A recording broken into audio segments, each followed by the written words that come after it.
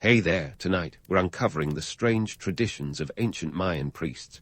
What you're about to discover involves rituals not of Hollywood drama, but of vibrant feathers, cacao, and cosmic calculations that might just surprise you into a peaceful slumber. If these stories help you unwind, I'd love a quick like or subscribe, but only if they're genuinely working for you. I'm curious where in the world you're listening from, so drop your location and local time in the comments. It's amazing seeing our little community span the globe through these historical tales. Now settle in, maybe turn on some white noise or grab your favorite blanket, and let's drift into tonight's story together. You're waking up in the heart of the Mayan civilization, where jungle humidity is practically a character in your daily life. If you're a priest, you're not just anyone. You're the bridge between the gods and mere mortals, which sounds glamorous until you realize it comes with a side of bloodletting and an uncomfortable wardrobe. Let's talk fashion first, because who doesn't love a good outfit critique? Your priestly attire is more than just a fashion statement. It's a declaration of divine authority. We're talking intricate headpieces laden with jade, a stone so precious it's basically the bling of the ancient world. Jade wasn't just decorative, it was an economic powerhouse. A single jade bead could be worth as much as a handful of cacao beans, and if you're translating that to today's economy, think of it as wearing a Ferrari on your forehead. But don't let the glamour fool you. Those headpieces weighed enough to give you a permanent neck ache. Now, you'd think a life of ritual would mean a leisurely schedule. Nope. Your day starts before dawn, preparing for ceremonies that involve everything from human sacrifice to a good old-fashioned rain dance. The Mayans didn't believe in doing things by halves. If they wanted to appease Chalk, the rain god, they'd go all out. This wasn't just about keeping the gods happy, it was economic survival. Rain meant crops, crops meant food, and food meant not dying. Simple as that. But let's not gloss over the bloodletting. Sure, it sounds like something out of a horror movie, but in this world it's a spiritual cleanse. You're expected to draw a bit of your own blood, usually from the tongue or ear. Ouch. To nourish the gods. It's like giving your divine overlords a sip of your own life force. And speaking of divine demands, the gods have a taste for human sacrifice. It's grim, but hey, when the calendar predicts an apocalypse every few decades, you do what you must to keep the celestial peace. These rituals are public spectacles, almost like a Super Bowl halftime show, but with more jaguar pelts and less lip-syncing. They reinforce your status as the cosmic communicator. But remember, being a priest isn't just about being the center of a supernatural show. It's about politics, baby. You're a power broker, navigating alliances with rulers who are more interested in power games than spiritual enlightenment. Your position is as much about maneuvering through the political jungle as it is about understanding the one outside. The kings and queens of city-states like Tikal and Calakmul are watching your every move. A bad prophecy, and suddenly you're the reason for a drought or a lost battle. It's a high-stakes game, my friend, and the cost of losing isn't just a demotion. It's more likely a one-way trip to the underworld. Now, while your status is high, let's debunk the myth of the untouchable priest. Sure, you're respected, but you're also a scapegoat in waiting. The Mayan world is an intricate web of alliances, marriages, and betrayals, and you're right in the thick of it. Your influence depends on staying in favor with the elite and interpreting the will of the gods in a way that conveniently aligns with political agendas. You're the original spin doctor, and your interpretation of the stars can sway a king's decision to go to war. In your downtime, if you can call it that, you're expected to be a scholar. The Mayans are obsessed with time, and you're their go-to calendar guru. You're working with the Harb, a 365-day calendar, and the Tzolk'in, a 260-day sacred cycle. It's like juggling two sets of books for a cosmic accountant. Every ritual, every ceremony is meticulously timed. Miss a date, and you might just bring about the end of the world. No pressure. So, as you sip your morning cacao, which, let's be honest, is more like a frothy, bitter concoction than a Starbucks latte, remember that you're not just sipping a beverage. You're part of an economy where cacao beans are currency. They are the gold coins of your day, and each sip is a reminder of your civilization's ingenuity. In the grand scheme of things, your life is a delicate balance of power, spirituality, and economics. It's a world where the mystical and the mundane coexist, where your every move is watched by the gods, and the nobility alike. And while the legends might paint you as a mystical figure draped in feathered robes, the reality is a bit more human. You're juggling cosmic mysteries and earthly politics, hoping the scales don't tip too far either way. Welcome to the life of a Mayan priest. It's a wild ride, but someone's got to do it. So where were we? Ah yes, you're knee-deep in the mystique and mayhem of Mayan priesthood. Now, let's dive into the real nitty-gritty, those gruesome rituals that would make a modern horror director drool. Buckle up, because bloodletting and human sacrifice weren't just eccentric hobbies. They were the beating heart of Mayan society, pulsing with economic and political significance. Let's start with bloodletting, the ritual equivalent of a spiritual cleanse, but with a side of ouch. This wasn't just cutting yourself to appease the gods. No, this was a deeply symbolic act, a personal offering to the divine that also shouted, "Look at me, I'm committed." Bloodletting was often done with stingray spines or obsidian blades, because why use a sterile scalpel when you've got prehistoric tools, right? The tongue and earlobes were popular targets, which makes you wonder if they had a special section in their anatomy textbooks labeled places that hurt the most. Beyond the pain, bloodletting was a tool of social control. It demonstrated the priest's dedication and strength, marking them as willing vessels to suffer for the greater good. It was a power move, showing the public that if the priests were willing to bleed for the gods, everyone else better step up their game. The idea was to inspire awe and fear, emotions that have always been great for crowd control. Now, onto the heavy stuff, human sacrifice. The practice that has given the Mayans a reputation that's as bloody as it is fascinating. But let's clear the air of myths before we proceed. The Mayans weren't running around with sacrificial knives 24/7. Human sacrifice was reserved for special occasions. Think of it as the Super Bowl of rituals. These ceremonies were often tied to astronomical events or major political milestones. The stakes were high, and the outcomes were believed to affect the very fabric of existence. Why go to such extremes? Well, in a world where the divine was intricately tied to every aspect of life, keeping the gods pleased was top priority. Sacrifices were seen as a necessary exchange, a life for bountiful harvests, victory in war, or the assurance of cosmic order. The victims, often prisoners of war or volunteers, yes, you read that right, were seen as honored guests in the afterlife. It's grim, but in their worldview it was a win-win, especially if you were the one not being sacrificed. But here's the kicker. Human sacrifice wasn't just about religion, it was political theater. Kings and rulers used these events to consolidate power, showcase their divine right to rule, and remind everyone who was boss. It was a public spectacle, a demonstration that the ruler was in cahoots with the cosmos, and therefore untouchable. The economic stakes were just as high. A successful sacrifice could mean rain for crops, which translated to full granaries and a stable society. It was a calculated risk, a gamble with human lives as the ante.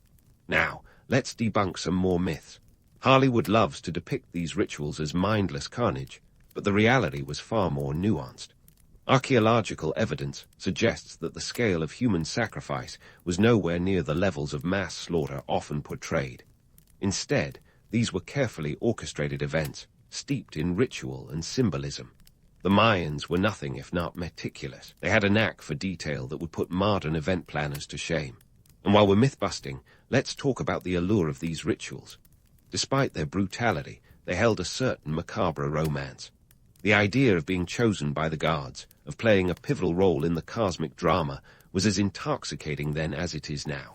It's the ultimate paradox, the beauty of belief intertwined with the horror of its practice. So, here you are, a priest in the thick of it all. You're not just a spiritual leader. You're a master of ceremonies, a political player, and an economic strategist all rolled into one. Your rituals keep the wheels of society turning, but they also keep your neck on the line, literally and figuratively. It's a high-stakes game, and you're playing for the ultimate prize, the survival of your people and the continuation of your culture. The next time you hear about the Mayans, remember this. Beneath the jade-studded headdresses and blood-stained altars lies a civilization that was as complex as it was compelling. It's a world where the mystical and the mundane collide, where every drop of blood and every life taken are weighed on the scales of history. Stay tuned, because this story is far from over. We've got more myths to debunk, more mysteries to unravel, and more truths to uncover. So grab your obsidian blade, metaphorically, of course, and get ready to cut through the legends to find the real heart of the Mayan world. You're about to step into the cosmic clockwork of the Mayan world, where time isn't just a river but a finely tuned orchestra, with priests as the conductors. We've already danced around the rituals, but now it's time to look up, way up, into the celestial choreography that made the Mayans the Einstein of their era. Let's unravel how these ancient skygazers turned their astronomical prowess into a tool of power and influence. First, let's address the elephant in the room, the Mayan calendar. Yes, the one that supposedly predicted the end of the world in 2012. Spoiler alert, it didn't. The Mayans had multiple calendar systems, but the most famous is the long count, which operates on a 125-year cycle. When it rolled over in 2012, it was less an apocalyptic countdown and more like your car's odometer hitting 100,000 miles. Time to celebrate, not panic. But how did they figure this all out? Enter the priest astronomers, the brainiacs who spent their nights studying the sky like it was a cosmic Netflix series. Their observations were so precise they could predict solar eclipses and the movements of Venus with uncanny accuracy. Venus, by the way, wasn't just a pretty planet in the sky. It was a celestial celebrity, often associated with war and revered for its brilliance. The priests tracked its 584-day cycle meticulously, and a Venusian appearance sometimes signaled time for battle. Talk about reading the stars for military strategy. The Mayans didn't just look up for kicks. Astronomy was their crystal ball, their way of maintaining celestial harmony and earthly power. The priests used this knowledge to bolster their status, not unlike modern-day economists predicting market shifts. When you could predict eclipses or the next appearance of Venus, you weren't just a priest. You were a cosmic insider trading tips with the universe. And people listened, because no one wanted to be on the wrong side of a solar eclipse. This astronomical acumen required a serious investment in infrastructure. The Mayans built observatories like El Caracal at Chichen Itza, which wasn't just a fancy lookout, but a sophisticated tool for stargazing. Constructed around 900 AD, it's a testament to Mayan engineering prowess, with windows aligned perfectly to track celestial events. Imagine constructing a building today without modern tools designed to catch the light of a specific star. Talk about dedication and a lot of trial and error. But let's crunch some numbers here.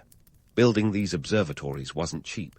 It required a workforce skilled in architecture and labor, not to mention the resources to keep those workers fed and happy.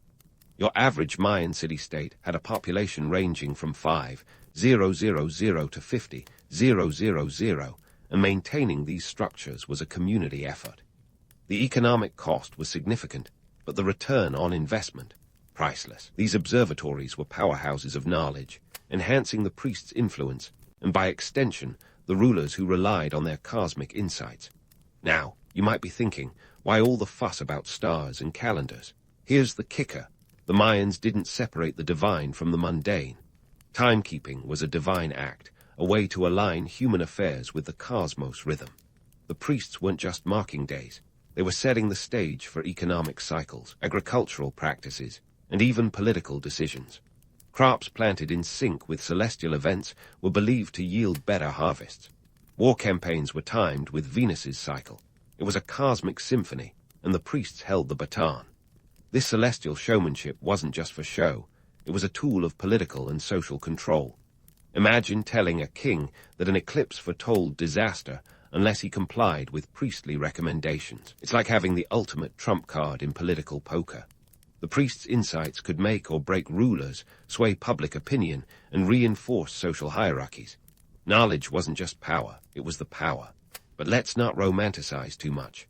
For all their brilliance, the Mayans were still human, and their predictions didn't always pan out. A miscalculated eclipse or a Venus cycle out of sync could lead to public skepticism and political fallout. It was a high-stakes game, where a single misstep could mean losing face, or worse. The pressure was on, and the margin for error was as thin as a crescent moon. So, as you consider the Mayan priests' role in this cosmic theater, remember that their astronomical achievements were more than just the product of curiosity. They were the backbone of a civilization that thrived on the interplay between the heavens and the earth. They wielded their knowledge like a double-edged sword, capable of cutting both ways, empowering and endangering in equal measure. Stay tuned, because the Mayans have more to teach us. We're not done unraveling their mysteries or debunking the legends. The cosmic curtain hasn't fallen yet, and there's still a galaxy of stories waiting in the wings.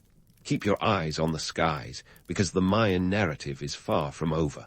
So, you're probably wondering where all this stargazing and celestial politicking leaves the priests in their day-to-day grind. Let's shift gears from the cosmic to the concrete and explore how these priests handled the money matters of ancient Mayan life. Spoiler, it wasn't all about divine glory. It was also about the economy, trade, and keeping those jade headpieces in mint condition. First off, let's talk about the priests' role as intermediaries. They weren't just passing messages between the gods and the people. They were the original middle managers, balancing divine decrees with earthly demands. When we say intermediary, think of them as cosmic brokers, handling everything from spiritual stock exchanges to cosmic customer service. Their influence reached deep into the economic veins of Mayan society. Now, if you think a priest's life was all rituals and sacrifices, you're in for a surprise. These guys were also the unofficial CFOs of their city-states. In a world where cacao beans were currency and jade was the ultimate status symbol, priests managed wealth distribution like a boss. They orchestrated the allocation of resources with a finesse that would make modern accountants weep with envy. We're talking about a society where a single cacao bean could buy you a tamale, and a string of them could get you a night on the town. The priests had a hand in taxation too, but don't picture an IRS agent in a feathered headdress coming for your hard-earned maize. Instead, it was more of a communal obligation. The people offered goods and services to support the temples, and by extension, the gods. It was a sacred tithe, a divine tax that kept the spiritual economy churning. And while today's tax system might seem punitive, for the Mayans, it was a way to invest in the cosmic order. It was less about taking, and more about keeping the gods' goodwill in the societal piggy bank. This system also meant the priests had a say in agricultural practices. They dictated the timing of planting and harvest, aligning these earthly tasks with the heavens' movements. If Venus said it was time to plant, you bet your last cacao bean that seeds were hitting the soil. It was agriculture by astrology, a cosmic crop calendar that intertwined with spiritual beliefs. Imagine a farmer today waiting for horoscopes to decide when to sow corn. Seems far-fetched now, but it was the norm then. Trade was another area where priests flexed their muscles. Mayan trade routes were the ancient equivalent of the Silk Road, bustling with activity as goods flowed from city to city. The priests, with their divine insights, could influence which products were traded and when. They had a knack for knowing when the cosmic winds favored the exchange of goods, making them essential players in regional commerce. And while trade was largely about practicality, moving salt, obsidian, and textiles, it also had a spiritual side. Every trade agreement was a nod to the gods, a promise of prosperity sealed with spiritual intent. The priest's role in these economic structures wasn't just about ensuring the temples were well stocked with incense and sacrificial goods. It was about maintaining balance and order, both earthly and divine. They were the original market regulators, ensuring that the cosmic scales stayed tipped in favor of prosperity. But this balance was precarious. A famine or drought could tip it all into chaos, and guess who'd be on the chopping block if things went south? Yep, those same priests who were once basking in the glow of divine favor. But let's debunk a myth while we're at it. The idea of priests as untouchable and all-powerful is a bit of a romantic exaggeration. Sure, they had influence, but they were also human, juggling divine duties with earthly politics. They were as much at the mercy of the maize crop as the next person. And if their predictions failed or the economy faltered, the blame game wasn't far behind. When the celestial forecasts went awry, it was the priests who found themselves in hot water faster than you can say sacrificial crisis. The Mayans were a society that understood the delicate dance between the spiritual and the material. Their priests were the choreographers, ensuring every step aligned with the cosmic rhythm. They wielded their power with both grace and grit, knowing that their place at the top was as fragile as a jade bead on a rickety headdress.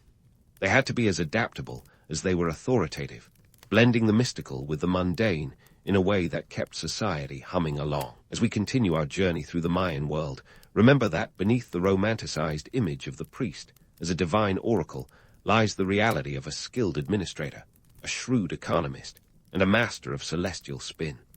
They were the linchpins of Mayan society, balancing on the tightrope of divine favor and earthly survival.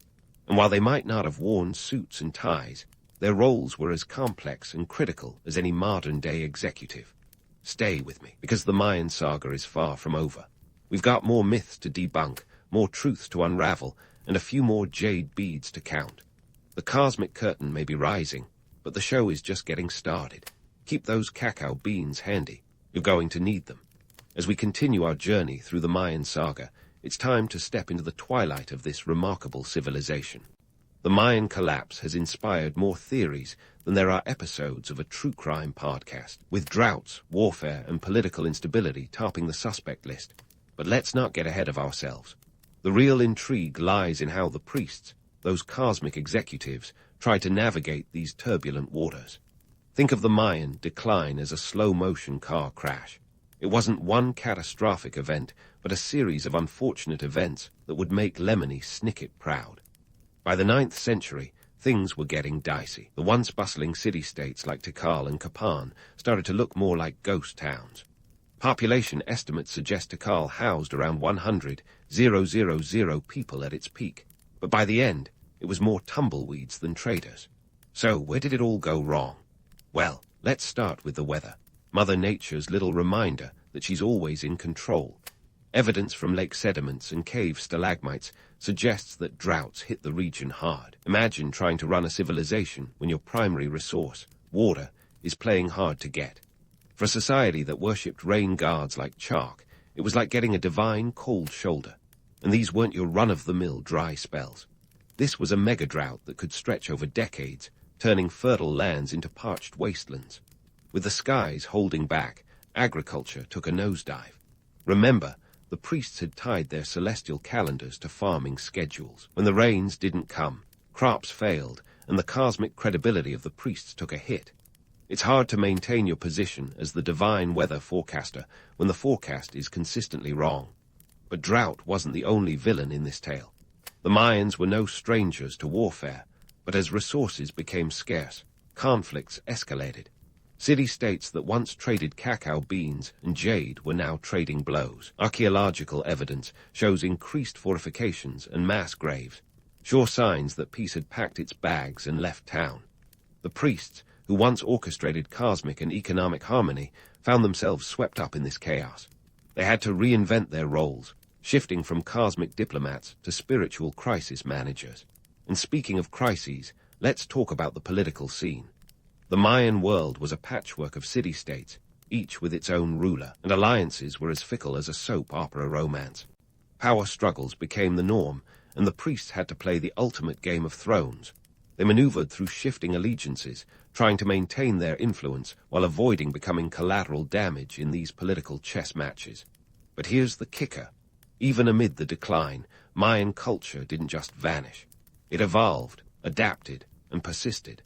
By the time the Spanish arrived in the early 16th century, they found a civilization that, despite its diminished power, was still very much alive. The Spanish chroniclers were both fascinated and horrified by the rituals they witnessed, which tells you that old habits die hard. The priests, though reduced in power, still played an essential role, continuing their ceremonies and preserving the sacred knowledge that had been passed down through generations. Fast forward to today, and the Mayan legacy is undeniable. Over 6 million Maya descendants still inhabit Central America, speaking the languages of their ancestors and celebrating traditional festivals. The priests' ancient wisdom, once scribbled on bark paper codices, now survives in oral traditions and cultural practices. The romantic allure of the Mayan calendar might have been misinterpreted in 2012. No apocalypse, just another cycle. But it symbolizes a profound understanding of time that continues to captivate us. But let's debunk one final myth before we wrap up our journey.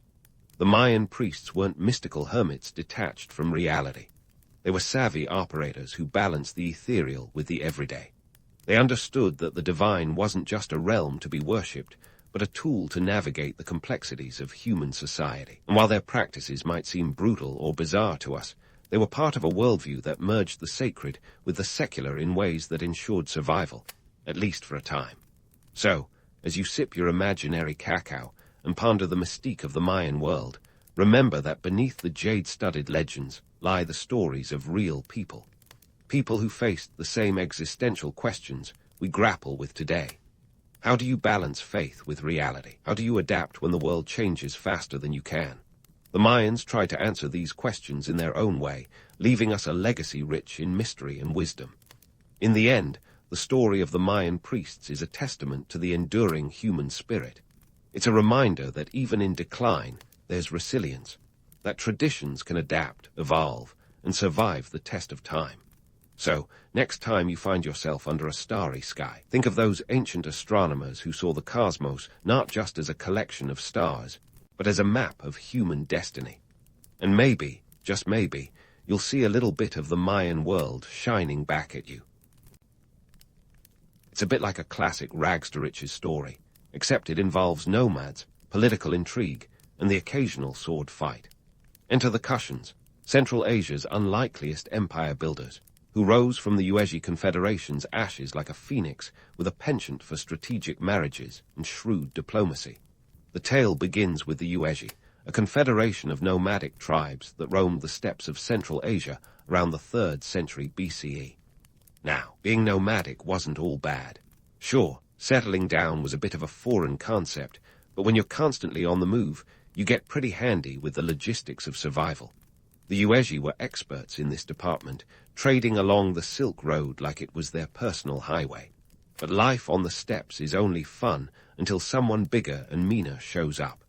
Enter the Xiongnu, a confederation with a hunger for expansion and a talent for making people move out of their way, permanently. By the 2nd century BCE, the Xiongnu had pushed the Yuezhi westward into what is now modern-day Uzbekistan and Turkmenistan. Now, this is where our story takes a dramatic twist that would make any historical drama proud. The Yuezhi, rather than fading into obscurity, regrouped and reinvented themselves. They entered a period of transformation under the leadership of Kujula Kadphises, who, let's just say, knew how to play the political game better than most. Around 30 CE, he united the splintered tribes, and the Kushan Empire was born. With Kujula at the helm, the Kushans weren't just surviving, they were thriving. The Kushan Empire had a knack for turning regional chaos into opportunity. As the power vacuum left by the fall of the Greek Bactrian kingdoms opened up possibilities, the Kushans swooped in with all the subtlety of a high-stakes poker player bluffing his way to victory. They expanded their territory by forging alliances and seizing control of the lucrative trade routes that connected India to China and beyond. This wasn't just a savvy move, it was genius. In a world where silk was the ancient equivalent of Bitcoin, having control over these routes was like owning a digital gold mine. And let's talk about those strategic marriages. The Kushans weren't just marrying off their daughters to anyone with a crown. They aimed high, securing alliances with powerful neighbors that made their empire more stable than a three-legged chair at a medieval banquet. These unions weren't just about love, though who knows, maybe there was a little romance involved. They were calculated moves to cement power and influence. Under the Kushan leadership, the empire stretched its borders to include parts of present-day Afghanistan, Pakistan, and northern India. This wasn't just a land grab, it was an expansion of influence and culture. The Kushans became patrons of the arts, with their coins and sculptures reflecting a blend of Greek, Persian, Indian, and Central Asian influences. It was a cultural melting pot that made for some truly eclectic art pieces, though it also meant that deciphering the empire's cultural identity was as complex as finding a matching pair of socks in a laundry pile. But let's not romanticize too much. The Kushans weren't just benevolent rulers indulging in multicultural exchanges over chai. They were empire builders, with all the ruthless pragmatism that entailed. Their army wasn't just a parade of silk banners and shiny armor. It was a force to be reckoned with, enforcing their rule across a vast territory. This wasn't a gentle expansion.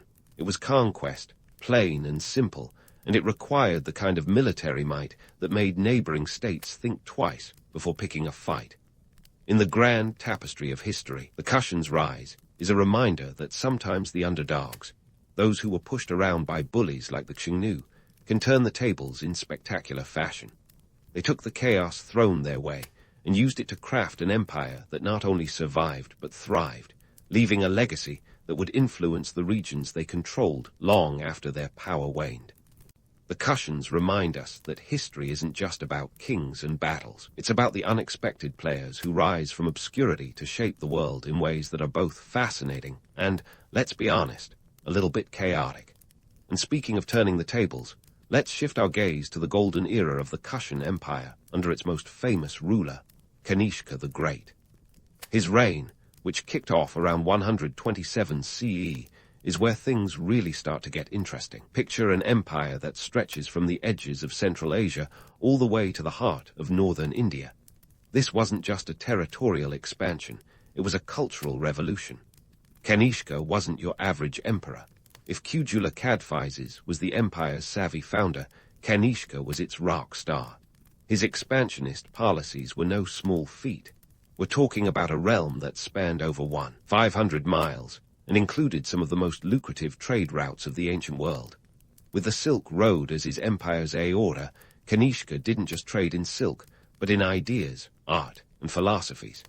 The cultural exchange was so eclectic, it could make a modern-day fusion restaurant look like a one-trick pony. Now, let's dive into the cultural blender that was the Kushan Empire under Kanishka. Imagine a society where Greek gods and Indian deities shared the same pantheon. You could find statues of Buddha snuggled up next to depictions of Hercules. This was a place where Zoroastrian fire worshippers might bump into Buddhist monks at the local market. It was a hodgepodge of religious and cultural influences, and Kanishka was the maestro orchestrating this symphony of diversity. But before we get too starry-eyed, let's not forget the empire's economic backbone. Kanishka's reign was all about the moolah. The Kushans controlled major trade nodes that connected the Roman Empire in the west with China in the east. We're talking about a flow of goods that included everything from precious stones to spices. For a bit of perspective, think about the staggering distances these goods had to travel. Nearly 4,000 miles if you count the whole Silk Road. The economic impact was massive. It's estimated that the value of silk alone traded during this period was akin to dealing in gold bullion today. Let's take a moment to chuckle at the Kushan coinage, though. Their coins were like a who's who of the ancient world. On one side you might find the Buddha, and on the other, a Greek god. It was as if the Kushans decided to collect deities the way others might collect stamps. These coins weren't just currency, they were statements of cultural diplomacy. They screamed, "Hey, look at us, we're cosmopolitan." Yet, amidst all this cultural harmony, Kanishka's military campaigns were anything but peaceful. His armies were not just decorative forces, these guys meant business. Kanishka's forces pushed into the depths of India, establishing control over major regions like Mathura and even reaching as far as Padalipatra. These campaigns weren't just about grabbing land. They were about securing control over routes that would ensure the empire's economic dominance. And let's be honest, with such territorial ambitions, Kanishka's empire building was less about diplomacy and more about ensuring that the Kushans were the big kids on the block. Now, here's where myth-busting gets juicy. Some tales paint Kanishka as a benevolent ruler, a kind of ancient world Gandhi, if you will. But the truth is, his rule was as much about power as it was about peace. Kanishka was a pragmatist. His support of Buddhism, for instance, wasn't purely spiritual. By promoting a religion that emphasized peace and trade, he was essentially laying down a socio-economic blueprint that would stabilize his empire from within. It was a strategic masterstroke that ensured internal harmony while he expanded his borders. Speaking of Buddhism, Kanishka's era was pivotal in its spread across Asia. His patronage led to the construction of magnificent stupas and monasteries, making him a key player in the religion's history. One of Kanishka's most famous projects was the Kanishka Stupa, a grand structure that reportedly reached 400 feet high, an architectural marvel of its time. It wasn't just a religious site. It was an ancient skyscraper that screamed prestige. So, what's the takeaway from Kanishka's reign? It's tempting to see the golden era of the Kushan Empire as a utopian blend of cultures and faiths, but the reality was a bit more complex. Kanishka's rule was a cocktail of shrewd economic policies, military might, and cultural patronage. It was a time when the empire was at the height of its power, but beneath the surface shimmered the ever-present undercurrents of conquest and control. As we wrap up this snapshot of Kanishka's reign, remember that the story of the Kushan Empire is far from over. The legacy of Kanishka and his empire would echo through the ages, influencing the regions they touched long after the Kushans themselves faded from the historical stage. But that's a tale for another time. For now, let's just say that Kanishka the Great was more than just a ruler. He was an architect of a world that was as complex as it was captivating. With Kanishka's legacy casting a long shadow, it's high time we peer into the economic engine driving this empire, a turbocharged machine fueled by the Silk Road. Imagine the Silk Road as the ancient world's stock exchange, except instead of traders in suits, you had caravans loaded with silk, spices, and a smattering of exotic goods that would make a modern-day hipster market look dull. The Kushans weren't just participants in this trade bonanza, they were its power brokers. Let's talk numbers. The Silk Road wasn't just a single path.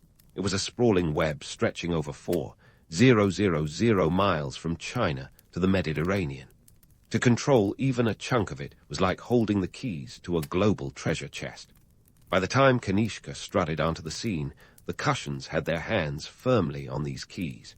They controlled major trade nodes, like the cities of Taxila and Peshawar, which were the Wall Street and Silicon Valley of their day, hubs of commerce and innovation. But how did the Kushans keep this economic juggernaut rolling? Well, their economic policies were like a masterclass in ancient realpolitik. They levied taxes on goods passing through their territory, a sort of ancient toll booth system. And while taxes aren't exactly the stuff of legend, they certainly funded the Kushan Empire's legendary feats.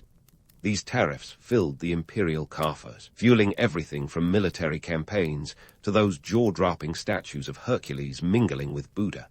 Speaking of Buddha, let's tackle a myth that's as persistent as a bad penny: the Kushan Empire as a spiritual utopia.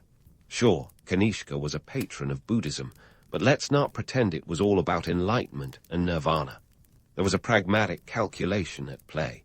Buddhism, with its emphasis on peace and trade, was the perfect religion to promote in a realm that thrived on commerce. By endorsing Buddhism, Kanishka wasn't just being pious. He was ensuring that traders from India to China felt at home in his empire, fostering an environment ripe for business. This wasn't just about winning hearts and minds.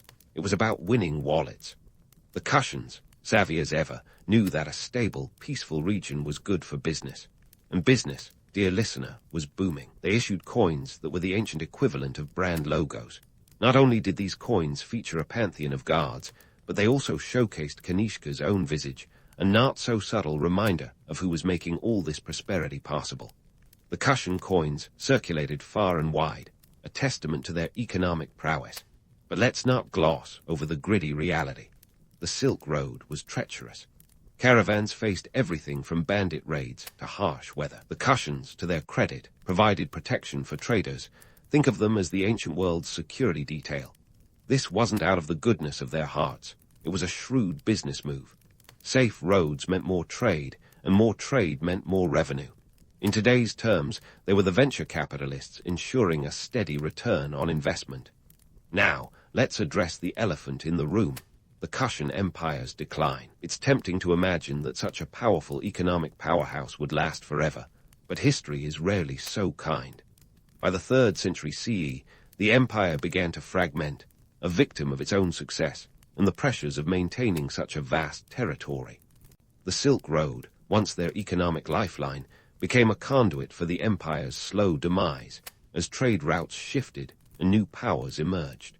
But before we dive too deep into the decline, remember that the Kushan Empire's impact on trade and Buddhism left an indelible mark on history. Their legacy isn't just in the coins and statues they left behind, but in the cultural and economic currents they set in motion. The Silk Road would continue to be a vital artery of trade for centuries, and Buddhism, thanks to Kushan patronage, would spread far beyond its Indian origins, touching lives across Asia.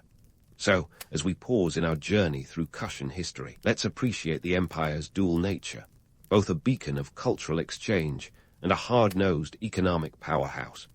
The Kushans remind us that history is a tapestry woven from threads of idealism and pragmatism, where spiritual aspirations intertwine with hard economic realities.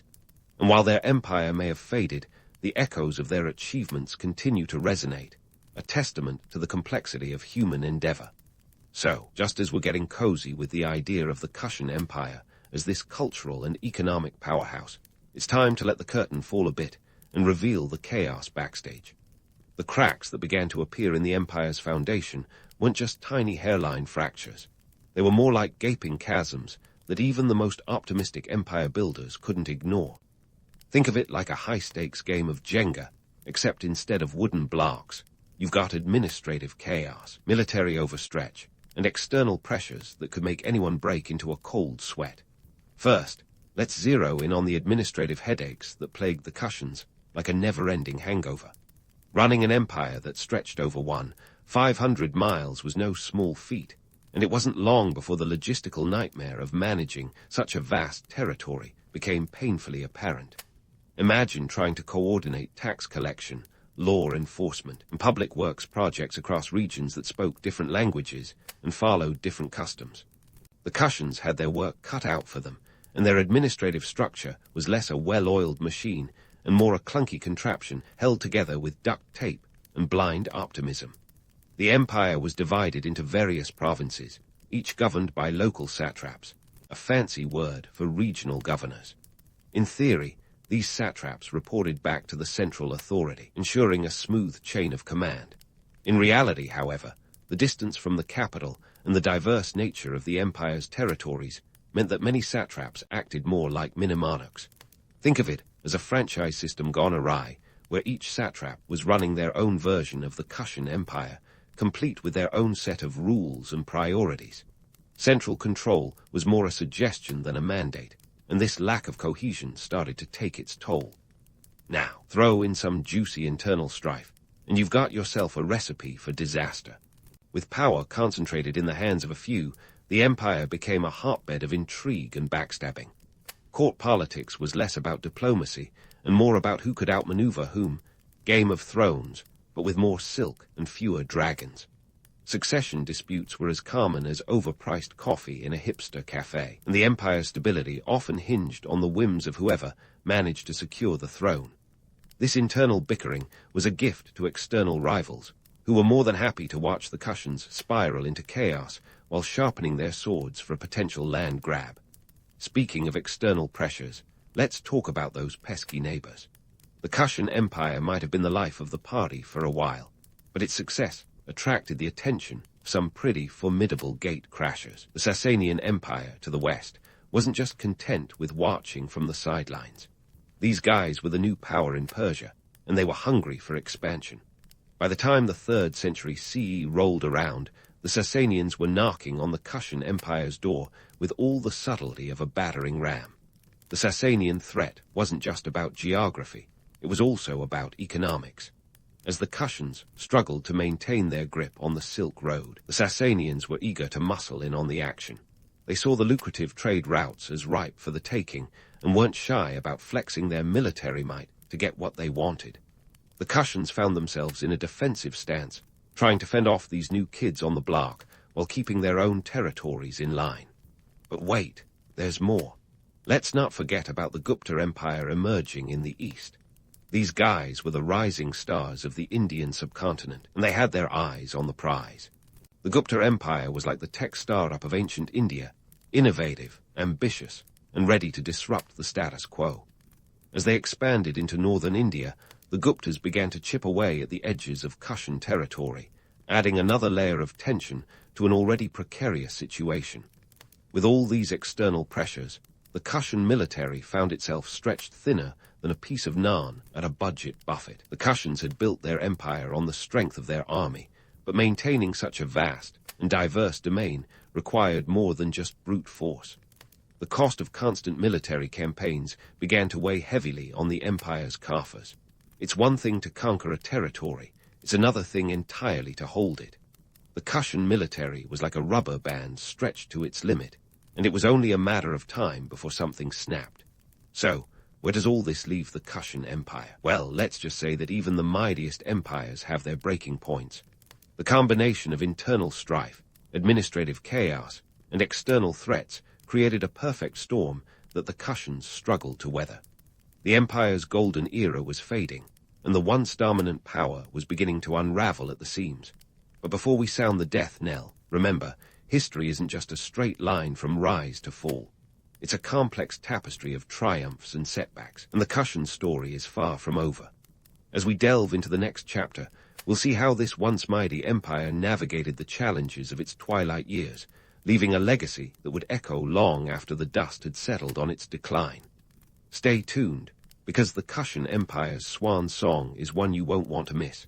And so, as the Kushan Empire's saga edged towards its final act, we find ourselves witnessing an empire grappling with the age-old conundrum: how to gracefully bow out when the spotlight fades. Spoiler alert, they didn't.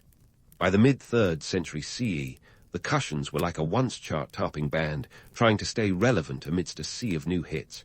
Internal divisions, those nagging Sasanian threats, and the Gupta Empire's rise all played their parts in this historical drama. But let's not paint the Kushans as hapless victims of circumstance.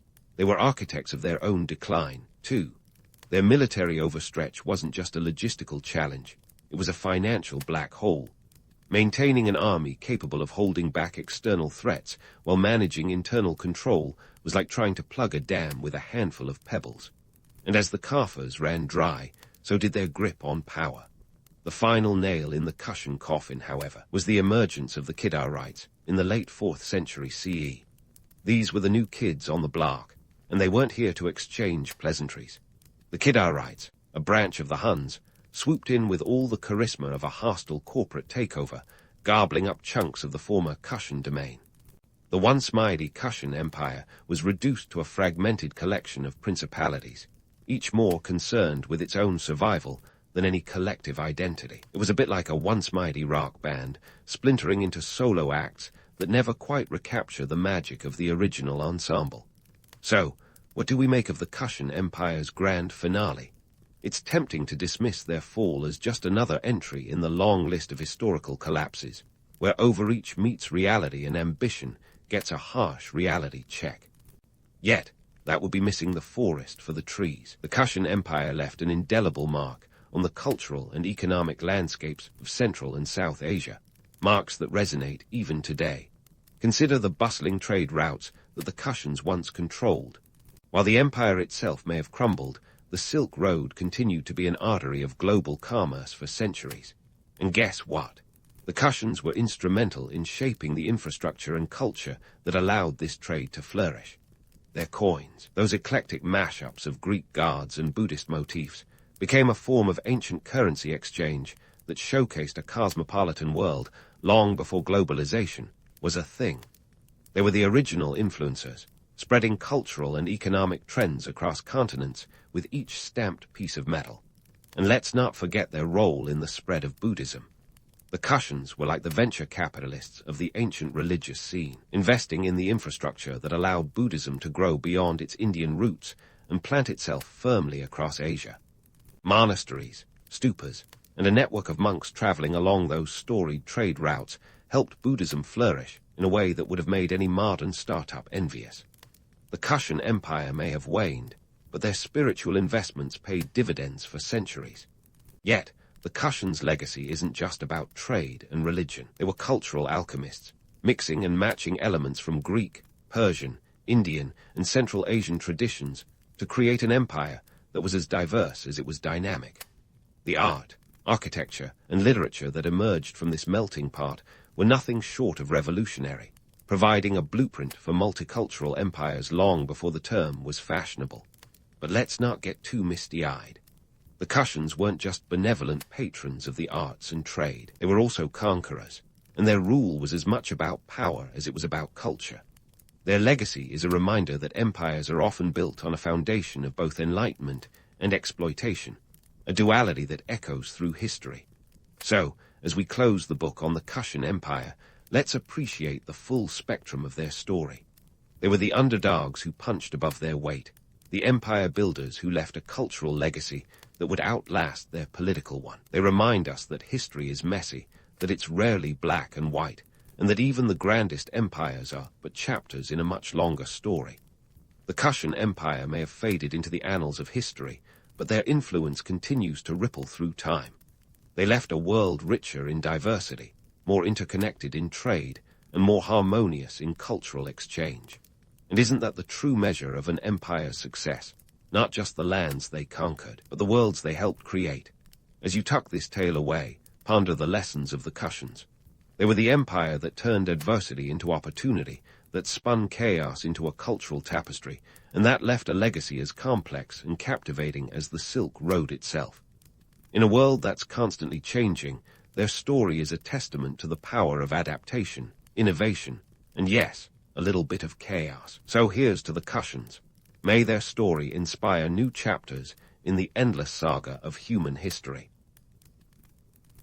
You open your eyes to the soft light filtering through the slits in your window, the air perfumed with the unmistakable scent of a city waking up.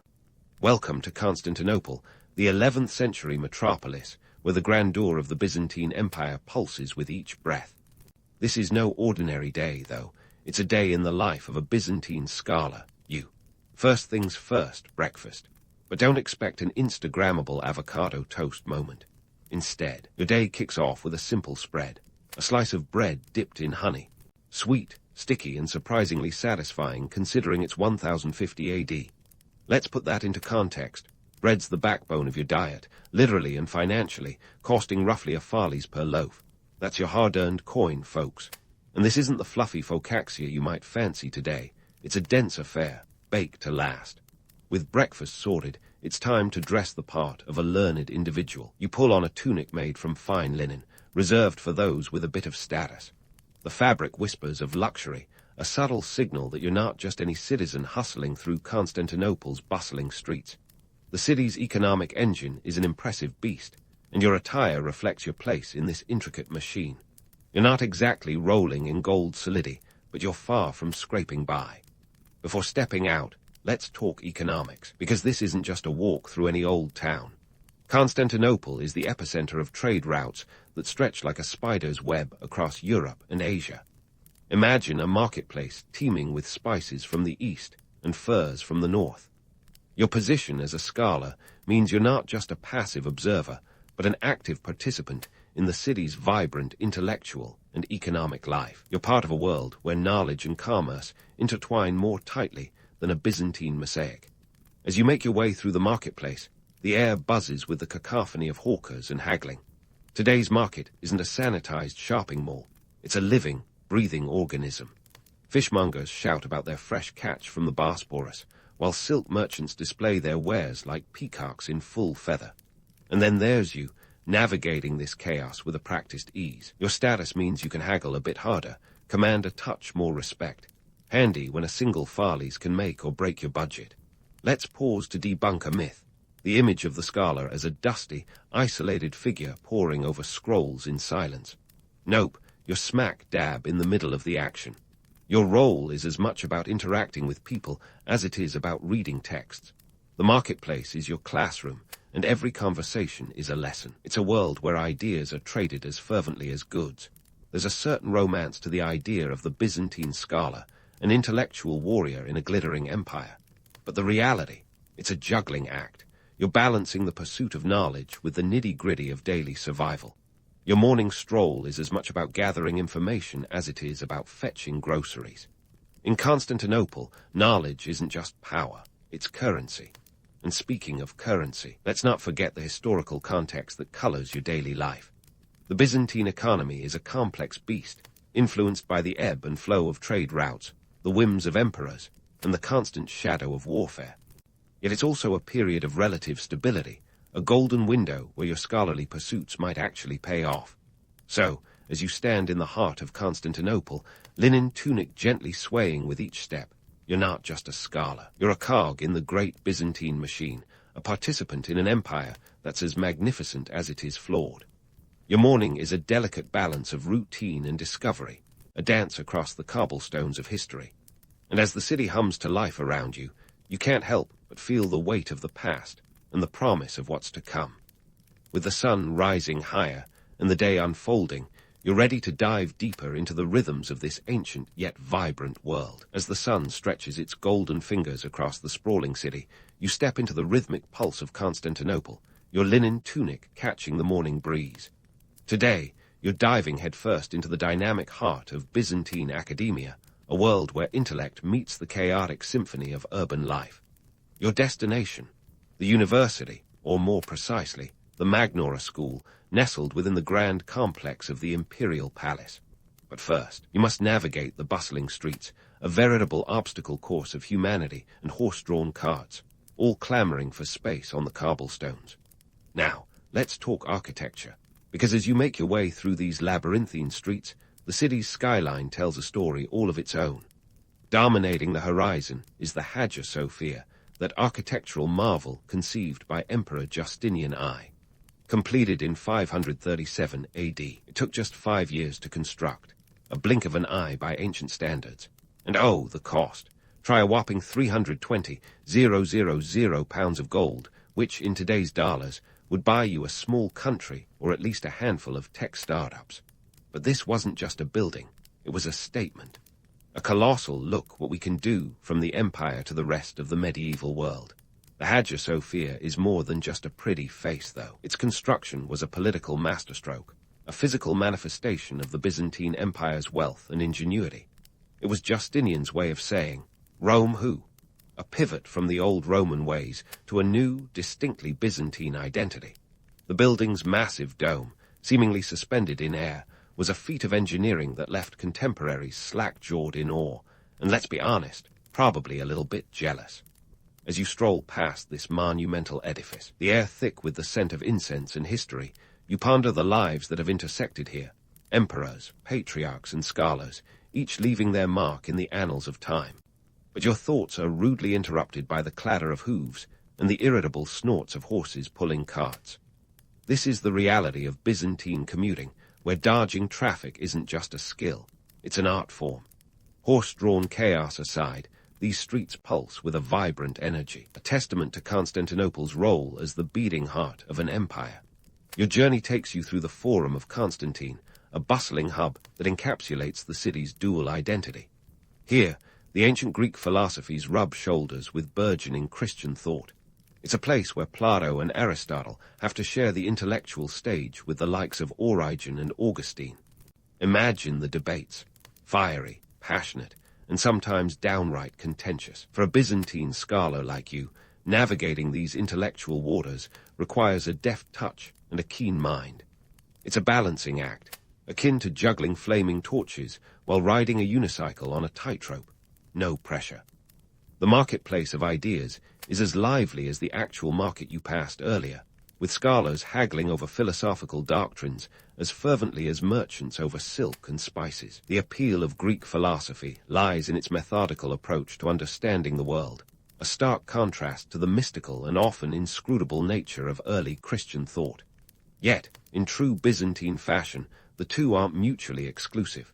Instead, they form a complex tapestry of ideas that define your intellectual journey. You're not just a passive recipient of knowledge, you're an active participant in its evolution. Finally, you arrive at your destination, the Magnora School, where the day's lessons await. Here, the air is thick with the musk of old parchment and the whispers of ancient wisdom. This is your sanctuary, a refuge from the chaotic world outside. But don't be fooled into thinking it's all ivory towers and philosophical musings. The life of a scholar is far from serene. It's a constant struggle to balance the demands of academia with the practicalities of everyday life.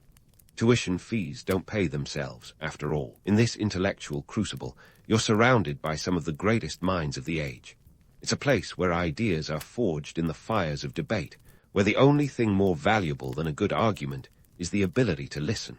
And let's not forget the ever-present specter of politics. In Byzantium, the line between intellectual and political life is as thin as a papyrus scroll. Scholars often find themselves entangled in the machinations of the court, their ideas wielded as weapons in the empire's endless power struggles. As you immerse yourself in the day's studies, you can't help but reflect on the dual nature of your existence. A scholar caught in the crossfire of tradition and innovation, faith and reason. It's a world where the past isn't just a distant memory, but a living, breathing entity, shaping your present and future. And as the sun begins its descent, casting long shadows across the city, you prepare to return home, your mind buzzing with the day's discoveries and debates. But don't get too comfortable. Tomorrow, you'll be back in the thick of it, navigating the same streets, dodging the same traffic, and diving headfirst into the same intellectual maelstrom. Because in the Byzantine world, the pursuit of knowledge is a never-ending journey. And as you well know, every step taken in Constantinople's storied streets brings you closer to the heart of an empire that, like its scholars, is constantly evolving. As the sun dips lower, setting the city ablaze in hues of gold and crimson, you slip back into the bustling corridors of academia. The Magnora School is no mere backdrop, but a stage where the intellectual heavyweights of the Byzantine Empire spar with words rather than swords. Here, your midday routine is a symphony of syllogisms, a dance of dialectics. Let's kick things off with rhetoric, the fine art of persuasion that has more moves than a Byzantine court dancer. In the 11th century, rhetoric isn't just about flapping your gums. It's about wielding words like a finely honed blade. Your professors, think of them as ancient TED talkers, draw heavily from the Greek playbook. Aristotle's rhetoric is your go-to guide. And if you think Aristotle is just some beardy philosopher, think again. This guy's been shaping minds since 384 BC. His influence is like that of a classical rock star whose riffs still echo through the amphitheaters of thought. In these hallowed halls, rhetoric is about more than winning debates. It's the lifeblood of political maneuvering and religious discourse. Next up, philosophy.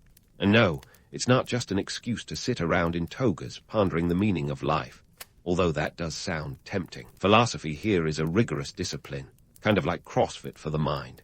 You're expected to wrestle with heavyweights like Plato, whose Republic challenges you to envision the ideal state.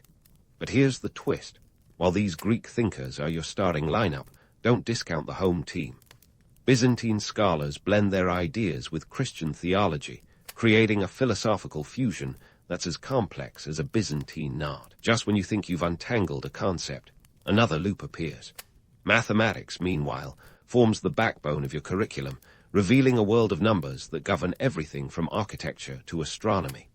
You're knee-deep in Euclid's Elements, a text so pivotal it's the geometry equivalent of a bestseller, running through more editions than you can count. Math isn't just for calculating the cost of your daily bread, though that's important too. It's the language of the stars, a tool for navigating both the seas and the celestial. The Byzantine Empire might not have invented zero, but it's got plenty of other numbers to keep you busy. And just when you're settling into the groove of algorithms and axioms, let's not forget the role of the emperor in all this intellectual revelry. Scholars often owe their positions and their stipends to imperial patronage. It's like having a scholarship, but instead of a university logo, it's the emperor's face on the gold coins funding your education. The current emperor, Constantine Roman IX Monomachos, is known for his love of learning, a rare gem in a world where rulers are more often military men than bookworms. His support isn't purely altruistic. A well-educated court boosts his own prestige, creating an empire that's as rich in thought as it is in territory. But let's bust a myth wide open, the so-called Dark Ages. This term, often used to describe the early medieval period, is more misleading than a used chariot salesman.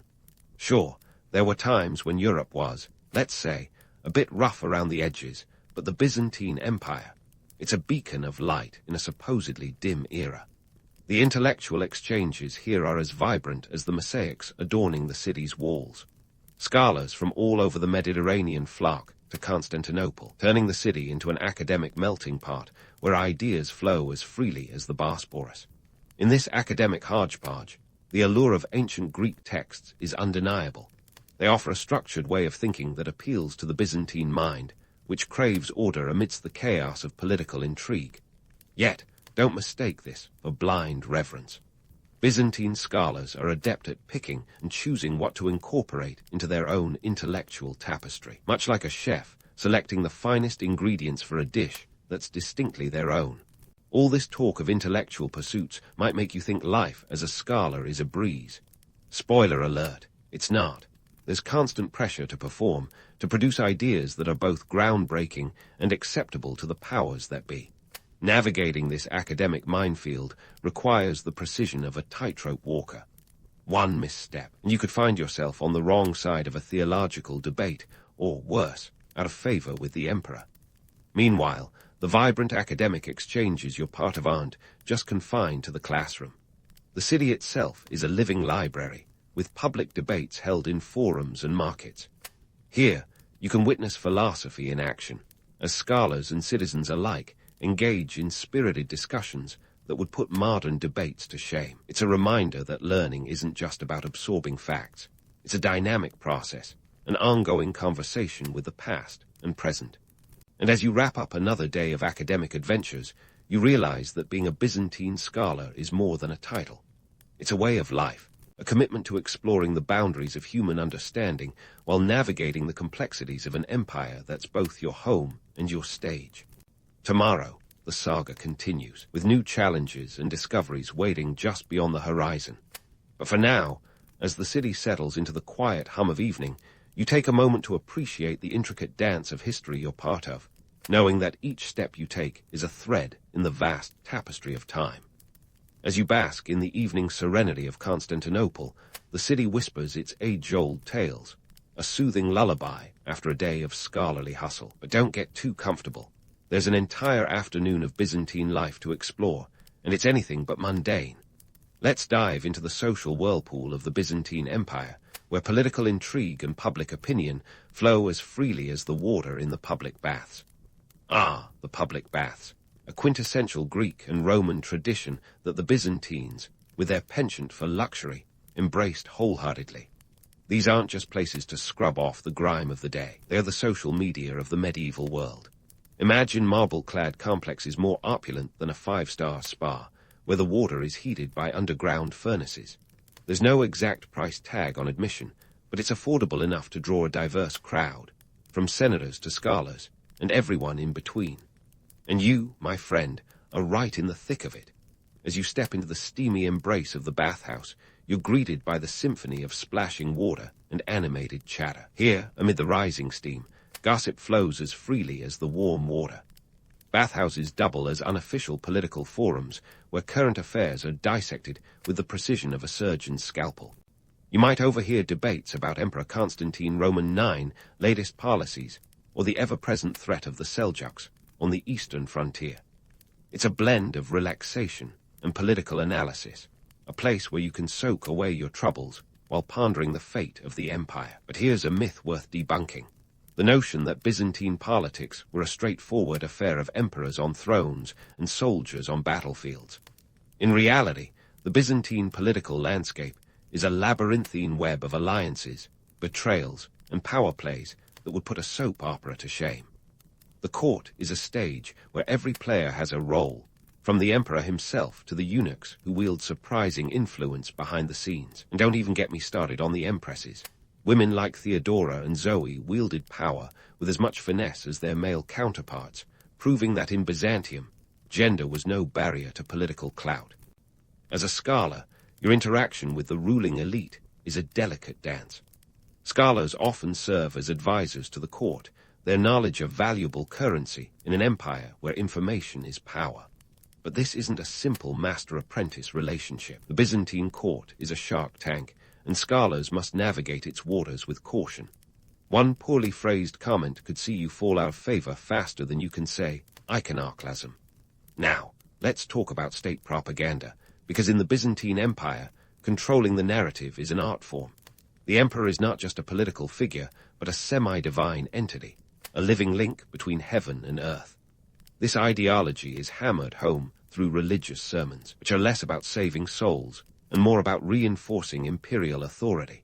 Picture grand sermons delivered in the echoing halls of the Hagia Sophia, where the priest extols the emperor's divine right to rule. It's a clever blend of faith and politics, designed to keep the populace in check.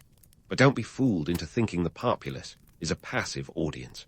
Public opinion is a force to be reckoned with, and the Byzantines know how to make their voices heard. The Hippodrome, with its chariot races and rowdy factions, is the Twitter of its day, a place where political dissatisfaction can boil over into riotous fervor. The Nico riots of 532 AD, for instance, saw the city nearly reduced to rubble, all sparked by popular discontent that spiraled out of control.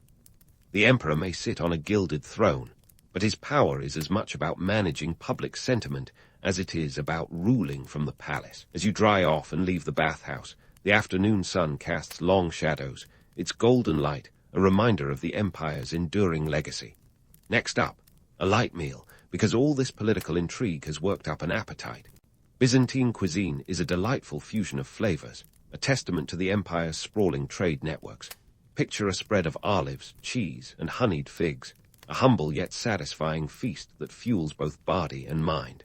Over this meal, discussions continue, often delving deeper into the day's political gossip. Here, you might find yourself seated next to a senator, a merchant, or even a rival scholar, each offering a unique perspective on the issues at hand. It's a reminder that in Byzantium, knowledge is as much about listening as it is about speaking. These conversations aren't mere idle chatter. They're the glue that holds the social fabric together, a way to build alliances and share insights in a world where both are vital to survival. As the afternoon wanes, the conversation turns to the empire's latest challenge, perhaps a new edict from Constantine Roman IX or rumors of unrest in the provinces. It's a world of constant flux, where the only certainty is change. And while the empire's foundations might seem as solid as the marble columns around you, history teaches us that even the mightiest empires can fall. For now, as you sip on mulled wine and savor the sweet tang of pomegranates, you're reminded of the resilience of the Byzantine spirit, a testament to human ingenuity in the face of adversity. And so, with the sun setting over the Bosporus, casting its fiery glow over the city's domes and spires, you prepare for the evening ahead. The day's lessons linger in your mind, a tapestry of political maneuvering, social dynamics, and intellectual exchange. As a scholar in this vibrant world, you're not just an observer of history, you're an active participant in its unfolding drama. Tomorrow promises new challenges and insights, but for now, you revel in the intricate dance of power and knowledge that defines your life in this magnificent empire.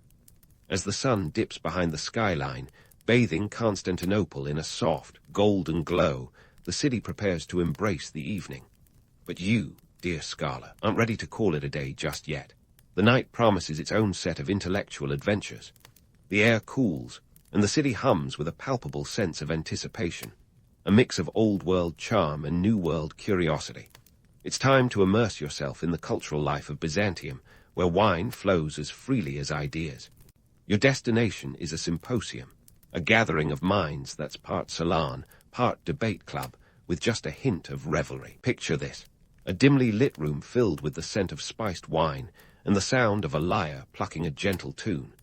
These soirees are the intellectual lifeblood of Byzantine society, a chance to exchange ideas in a setting more relaxed than the formal confines of the Magnora school. Here, the boundaries blur between scholar and citizen, theory and practice.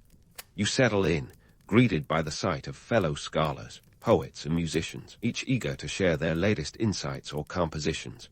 This is the Byzantine version of a TED talk, but with more wine and fewer PowerPoint slides. As the evening unfolds, you're enveloped in a tapestry of music and conversation. The lyre, an instrument as ancient as the myths of Orpheus, provides the soundtrack to this cerebral gathering. Its melodies weave through the room, a reminder of the empire's deep-rooted appreciation for the arts.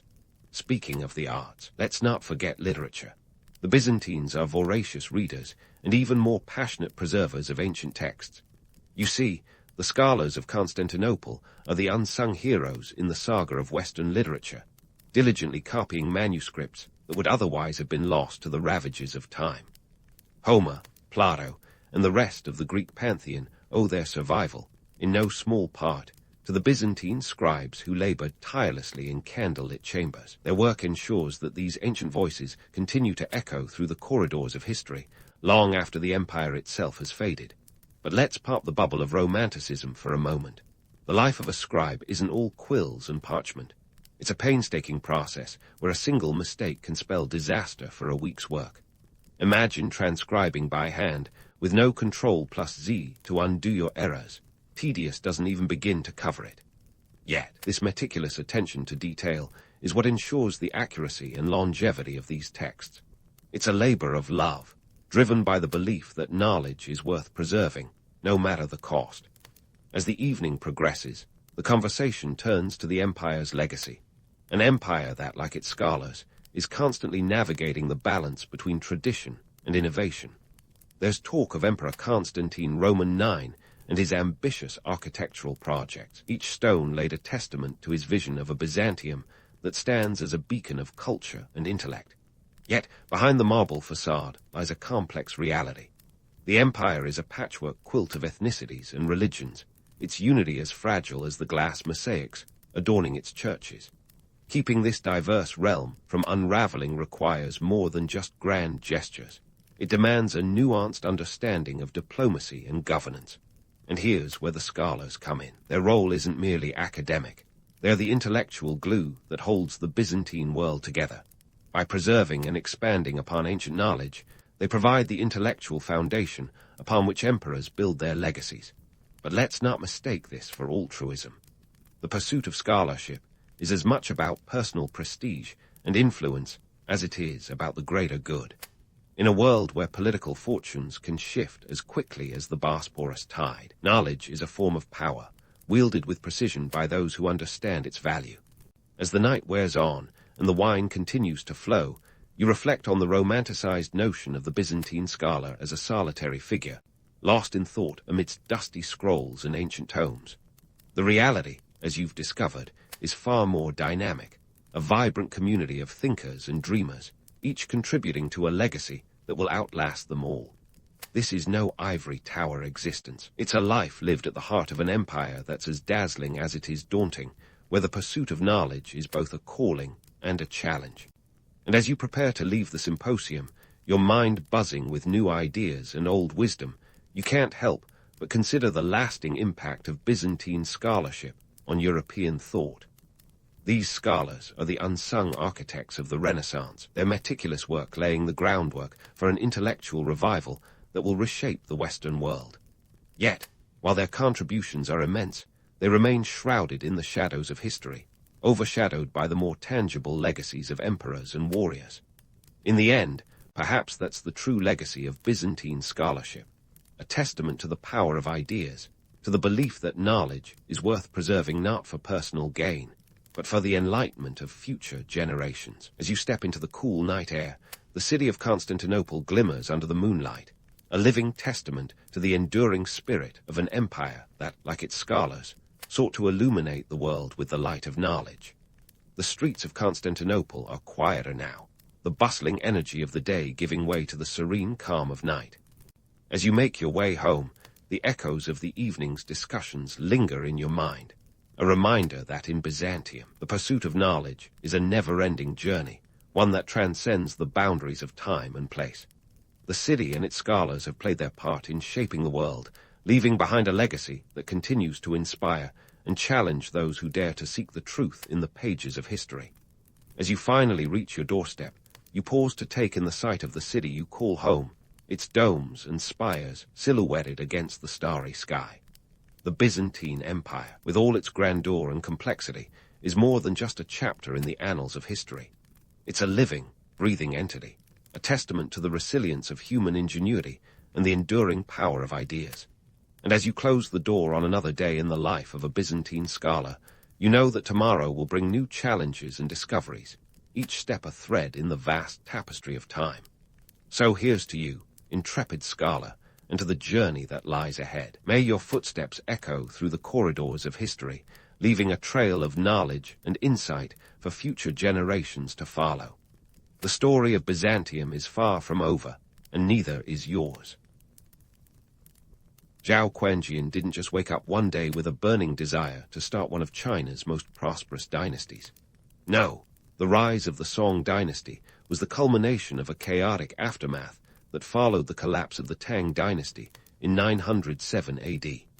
Think of it like the aftermath of your favorite TV series finale where everyone's scrambling for the throne, but with less CGI dragons and more strategic maneuvering and power-grabbing.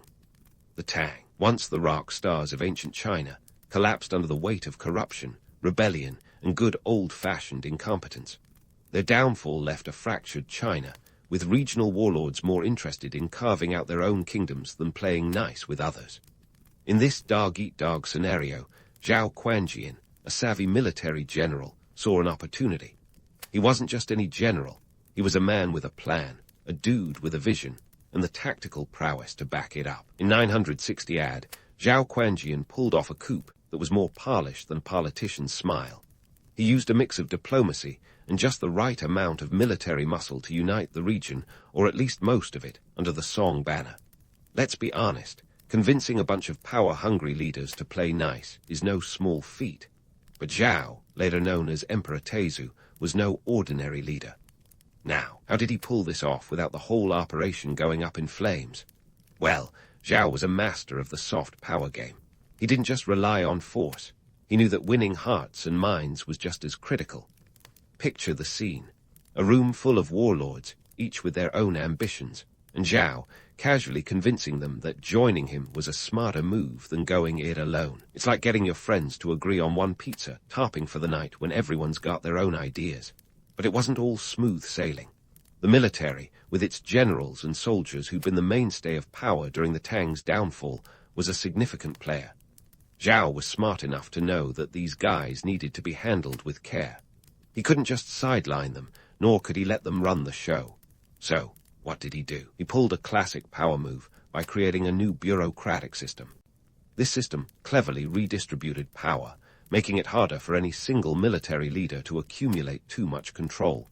It was like giving everyone a slice of the cake, but keeping the biggest piece for himself. And here's where Zhao's genius really shone. He professionalized the army, creating a standing military that was loyal to the state, not just to individual commanders. This was a game changer. No more was China at the mercy of whichever general had the most soldiers. Instead, there was a central authority with a professional army, a bit like upgrading from a clunky old PC to a sleek new laptop. A modern marvel for its time. Zhao's rise to power also involved a bit of creative storytelling. You know, the kind of narrative crafting that politicians have been perfecting for centuries. One popular tale was that he was compelled to take the throne by his own troops who, according to the story, insisted he should be the emperor. It's the kind of myth that sounds great on paper, but let's be real. It was more likely a mix of calculated moves and a shrewd understanding of political theater. After all, nothing convinces the masses quite like a story of reluctant heroism. This was just the beginning. The early Song dynasty wasn't just about military might and political cleverness. It was a time of rapid innovation and administrative reform. Zhao laid the groundwork for a bureaucracy that would make even the most seasoned corporate managers nod in approval. The imperial examination system was expanded, allowing for more meritocratic governance. Suddenly, it wasn't just about who you knew, but what you knew. This was revolutionary in a time when nepotism was practically a social norm. In a way, Zhao Quanjian was a pioneer, blending old-school tactics with groundbreaking strategies to forge a new era. It's no wonder that the Song dynasty would later be hailed as one of China's most economically and culturally vibrant periods. But remember, this was just the opening act. The Song dynasty had a long way to go, and Zhao's successors had their own challenges to face.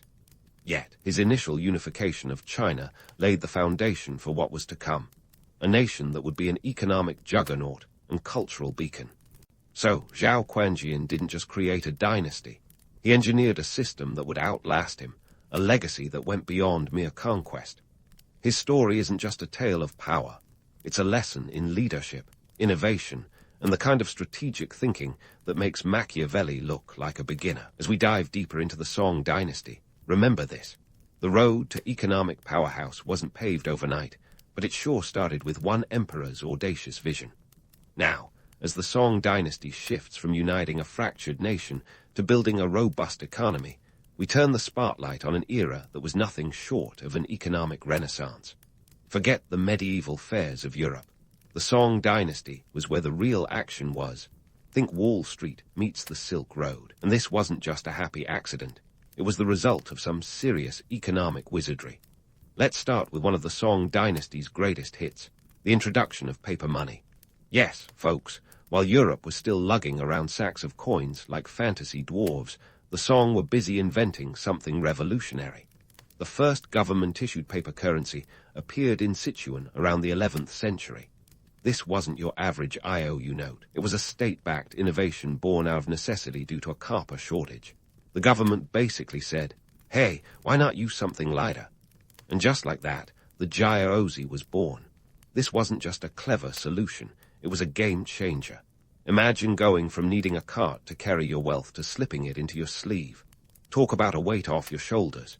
The introduction of paper money didn't just lighten the load, it supercharged the economy. Money became more fluid, transactions were faster, and markets more dynamic. But let's not get too carried away. While the idea of paper money was ahead of its time, it wasn't all smooth sailing. The Song government had to meticulously manage inflation, a tricky task when you're basically creating wealth from thin air. This was an economic balancing act that would make any modern central banker break a sweat. Now, paper money was just one piece of the puzzle. The Song dynasty also saw an explosion in trade, both domestic and international. Picture this. Bustling ports like Quanzhou and Hangzhou were the Instagram influencers of their day, attracting traders from as far as the Middle East and Africa. The Grand Canal, the ancient superhighway of China, facilitated the movement of rice, silk, and other goods, feeding the growing appetite of urban consumers. The Song didn't just expand existing trade routes, they built new ones, creating a sprawling network that made Marco Polo's travels look like a weekend getaway. As if that wasn't enough, the Song era saw the rise of the merchant class. These were the entrepreneurs, the hustlers, the folks who saw opportunity in every market stall and caravan. They weren't just middlemen. They were pioneers of trade who navigated complex networks with the same finesse that modern-day CEOs navigate global markets.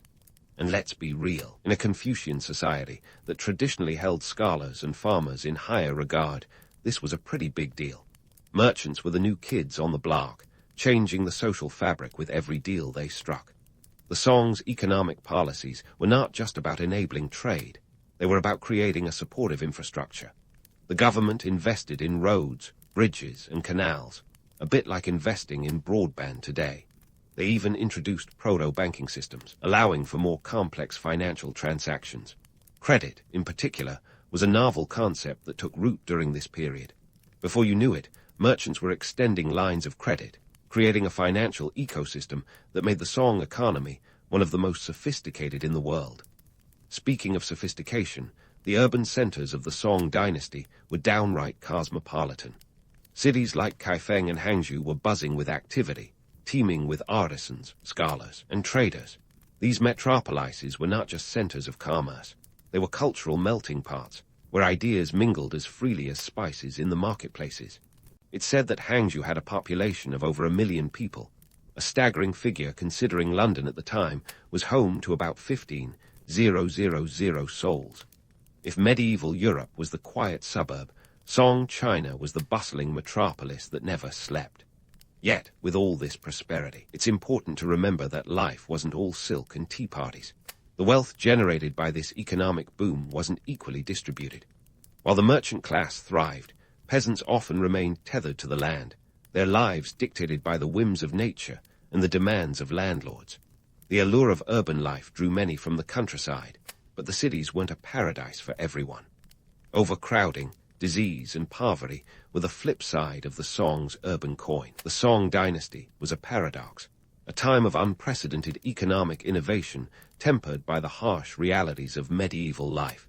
It was an era where paper money revolutionized trade, yet the complexities of inflation posed constant challenges. Trade networks expanded horizons, but also deepened inequalities.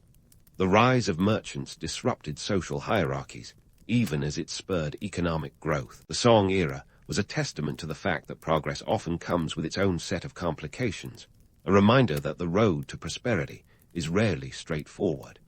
As the sun set on Zhao Quanjian's legacy and the dynasty he founded, the Song continued to push the boundaries of what was possible. They laid the groundwork for a society that would influence generations to come, a society that made medieval Europe look like it was still stuck in the Bronze Age. But the story of the Song dynasty is far from over. There's more to explore, more to uncover, and more to marvel at. So, stay tuned as we continue to unravel the tale of an era that reshaped the world in ways both profound and unexpected. And just when you thought the Song dynasty had flexed all its economic muscles, they decided to throw some technological wizardry into the mix. Imagine a society that's already a buzzing hub of commerce and cultural exchange suddenly getting a turbo boost from innovation. This was no minor upgrade. It was the kind of leap that makes Silicon Valley look like a quaint tech fair. First up, the movable type printing press. Johann Gutenberg might have gotten all the headlines in the West, but let's give credit where it's due. The Song dynasty was cranking out printed materials like a medieval Xerox machine long before Gutenberg was a twinkle in history's eye. Invented by Bai Sheng around the year 1040, this was a game changer. Think of it as the ancient world's version of going viral. Suddenly, the ability to mass-produce texts wasn't just a pipe dream. It was happening, and it was making knowledge accessible like never before. Here's the kicker. The Song weren't just printing for the heck of it. This was a society that valued learning. The imperial examination system, which was the backbone of their meritocratic bureaucracy, thrived on the dissemination of texts. More books meant more people could study, more ideas could circulate, and more minds could engage with the issues of the day. It was like the internet, minus the cat memes and trolls. By democratizing knowledge, the Song dynasty laid a foundation for intellectual growth that would influence China for centuries. And while we're on the topic of influence, let's talk about the magnetic compass. Sure, it sounds like something you'd find in a pirate's treasure chest, but for the Song dynasty, it was pure gold. When they put this nifty invention to use in navigation, it opened up the seas in a way that would make even the most seasoned explorer giddy. The compass transformed maritime trade, turning the South China Sea into a bustling aquatic highway. Merchant ships, now equipped with this new tech, could venture further, trade more, and return with riches that would fuel the Song economy. The magnetic compass wasn't just about finding your way home. It was about expanding horizons, literally and figuratively.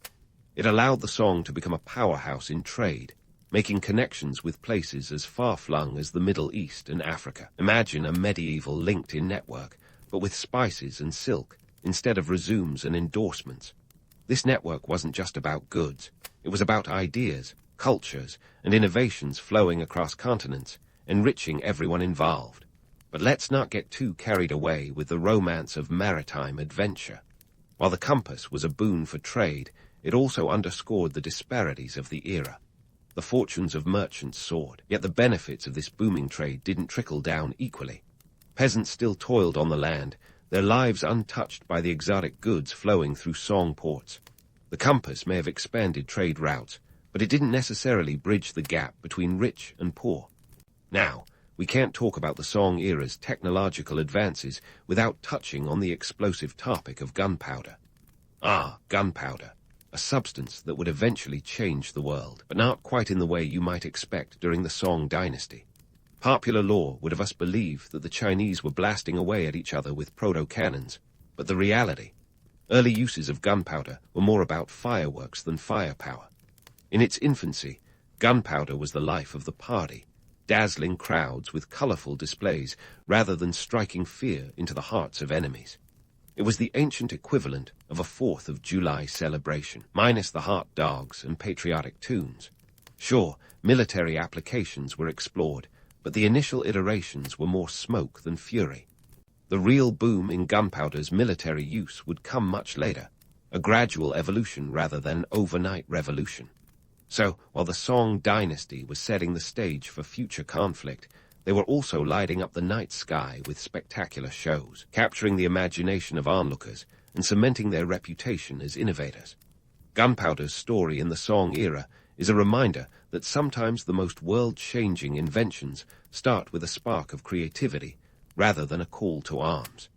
These technological advances weren't just about gadgets and gizmos. They were catalysts for societal transformation. Movable type printing opened minds, the magnetic compass opened trade routes, and gunpowder, well, it opened the sky for fireworks before it opened battlefields. Each of these innovations had profound economic impacts, reshaping the Song dynasty into a society that was not only prosperous, but also on the cutting edge of technological progress. Yet, Even as the Song dynasty dazzled with its innovations, it wrestled with the timeless challenges of inequality and governance. The very technologies that propelled them forward also highlighted the disparities within their society. It was a time when the seeds of progress and the roots of inequality grew side by side. As we continue our journey through the Song dynasty, the stage is set for more stories of ingenuity and complexity. With each new invention, the Song not only defined their own era, but also laid the groundwork for future generations. Stay tuned as we delve further into this remarkable period, where every discovery holds a promise and a paradox. Amidst this whirlwind of technological wizardry and economic leaps, the Song dynasty wasn't just about printing presses and compasses. It was also a vibrant tapestry of cultural and societal shifts that would make even a modern city's cultural scene look quaint. As paper money and printing spread knowledge and prosperity, or at least the illusion of it, the urban centers of the Song dynasty became bustling hubs of activity and creativity. Think of them as the New York City of their time, minus the yellow cabs and Broadway, but with an equally flamboyant mix of art, commerce, and yes, a fair share of chaos. Let's dive into Kaifeng and Hangzhou, cities that were practically bursting at the seams. Kaifeng, the northern Song capital, was home to over 1 million people, making it one of the largest cities in the world. Hangzhou, the southern Song capital, wasn't far behind. These cities were the beating hearts of the dynasty, where the pulse of innovation was matched only by the hum of everyday life. But before you imagine idyllic scenes of merchants hawking their wares and poets waxing lyrical by the river, let's peel back the romantic veneer. Urban life in the Song dynasty wasn't all paper lanterns and poetry readings. Crime rates in these cities would make a noir detective raise an eyebrow, or both. Stories abound of burglary, extortion, and even outright banditry. In fact, the government had to deploy over 20,000 police officers in Kaifeng alone to maintain order. That's right, folks. Crime was so rampant that the Song dynasty practically invented the medieval police squad. Their challenges weren't just about keeping peace. They were about navigating an urban jungle where the line between law and lawlessness often blurred like ink on a wet page. Yet, amidst the chaos, the arts flourished like never before. The Song dynasty was a golden age of Chinese painting, with artists like Zhang Zeduan capturing the essence of urban life in masterpieces such as Along the River during the Qingming Festival. This iconic scroll offers a window into the bustling activity of a Song city, with its detailed depiction of riverside markets, bustling streets, and the everyday lives of its inhabitants. It's like a medieval Instagram feed, capturing the vibrancy of the era with strokes of genius. And while we're on the subject of artistic genius, let's not forget the poets and scholars who thrived during this period. Figures like Su Shi, also known as Su Dongpo, dazzled with their literary talents. Su Shi was a poet, essayist, and calligrapher whose works reflected both the grandeur and the grittiness of Song society. His writings, often filled with humor and satire, exposed societal contradictions while celebrating its beauty. It's as if the Song dynasty had its own version of a literary rock star, penning verses that resonated with the masses while critiquing the establishment. But let's talk about the roles of women during this fascinating era. Women in the Song dynasty occupied a complex space. On one hand, their participation in urban life was more pronounced than in previous dynasties. Women could be seen running businesses, such as tea houses and textile shops, and some even managed to make their mark as writers and artists in a male-dominated society. This might sound progressive, but before we start applauding the Song for their proto-feminism, let's address the other side of the narrative. Despite these opportunities, the reality for most women was far from ideal. The practice of foot binding began during this period, a painful tradition that symbolized beauty and status, but also restricted women's mobility and reinforced patriarchal norms. It was the sort of paradox that would make any modern feminist shudder. A society that could celebrate female poets while simultaneously shackling women to archaic standards of beauty. The dual realities of empowerment and oppression coexisted, painting a picture of a society grappling with its own contradictions. Meanwhile, the bustling cities, with their vibrant marketplaces and cultural hotspots, were also breeding grounds for inequality. As merchants piled up riches and cities expanded, the wealth gap widened. The economic boom brought prosperity, but also highlighted the stark divides between the haves and the have-nots. While the rich indulged in luxuries like fine silk and porcelain, the urban poor often lived in cramped quarters, struggling to make ends meet. The dichotomy was as unmistakable as it was unavoidable, a testament to the complex tapestry of Song society. Still, the lure of the city was irresistible. People flocked to urban centers, drawn by the promise of opportunity and the allure of a better life. This migration fueled the growth of a diverse and dynamic urban culture, where ideas and innovations mingled as freely as spices in the market. It was a place where East met West, where traders from as far as Persia and Arabia exchanged goods and stories with Chinese merchants. The cosmopolitan nature of these cities was a testament to the Song's openness and their role as a cultural and economic powerhouse. But let's be clear, the romanticized image of Song cities as beacons of prosperity often glosses over the harsh realities faced by many of their inhabitants. Yes, they were centers of progress, but they were also places where survival often meant navigating a labyrinth of challenges. Disease, poverty, and overcrowding were the dark shadows cast by the bright lights of urban life. Epidemics could sweep through a city like wildfire, leaving devastation in their wake. The streets were as much a battleground for survival as they were for commerce and culture. As we explore these complex layers of the Song dynasty, it becomes clear that this was a time of immense creativity and contradiction. The rise of urban culture and the flourishing of the arts were set against a backdrop of social inequality and urban strife. Women experienced both newfound freedoms and enduring constraints. The allure of the city was tempered by the realities of life within its walls. It's a period that defies simple narratives, offering instead a rich tapestry of human experience, full of both promise and pitfalls. The Song dynasty's story is far from over, and as we continue to unravel its layers, we'll uncover even more about the cultural and societal shifts that defined this remarkable era. Stay tuned as we delve deeper into the complexities of a period that shaped not just China, but the world. With each twist and turn, we'll discover more about the legacy of a dynasty that, despite its contradictions, remains a testament to the enduring spirit of human innovation and resilience. As we continue our journey through the Song dynasty, it's time to face the music, a phrase that, unfortunately, would soon take on a literal sense for the Song rulers. You see, for all the technological marvels and cultural vibrancy that the Song era was known for, there was a persistent, looming shadow that even the most brilliant minds couldn't dispel. External pressures that would eventually bring this vibrant dynasty to its knees. Enter the Jurchen and Mongols, the era's equivalent of an unwelcome double act. First, the Jurchen, hailing from the northeast, decided they wanted a piece of the Song pie.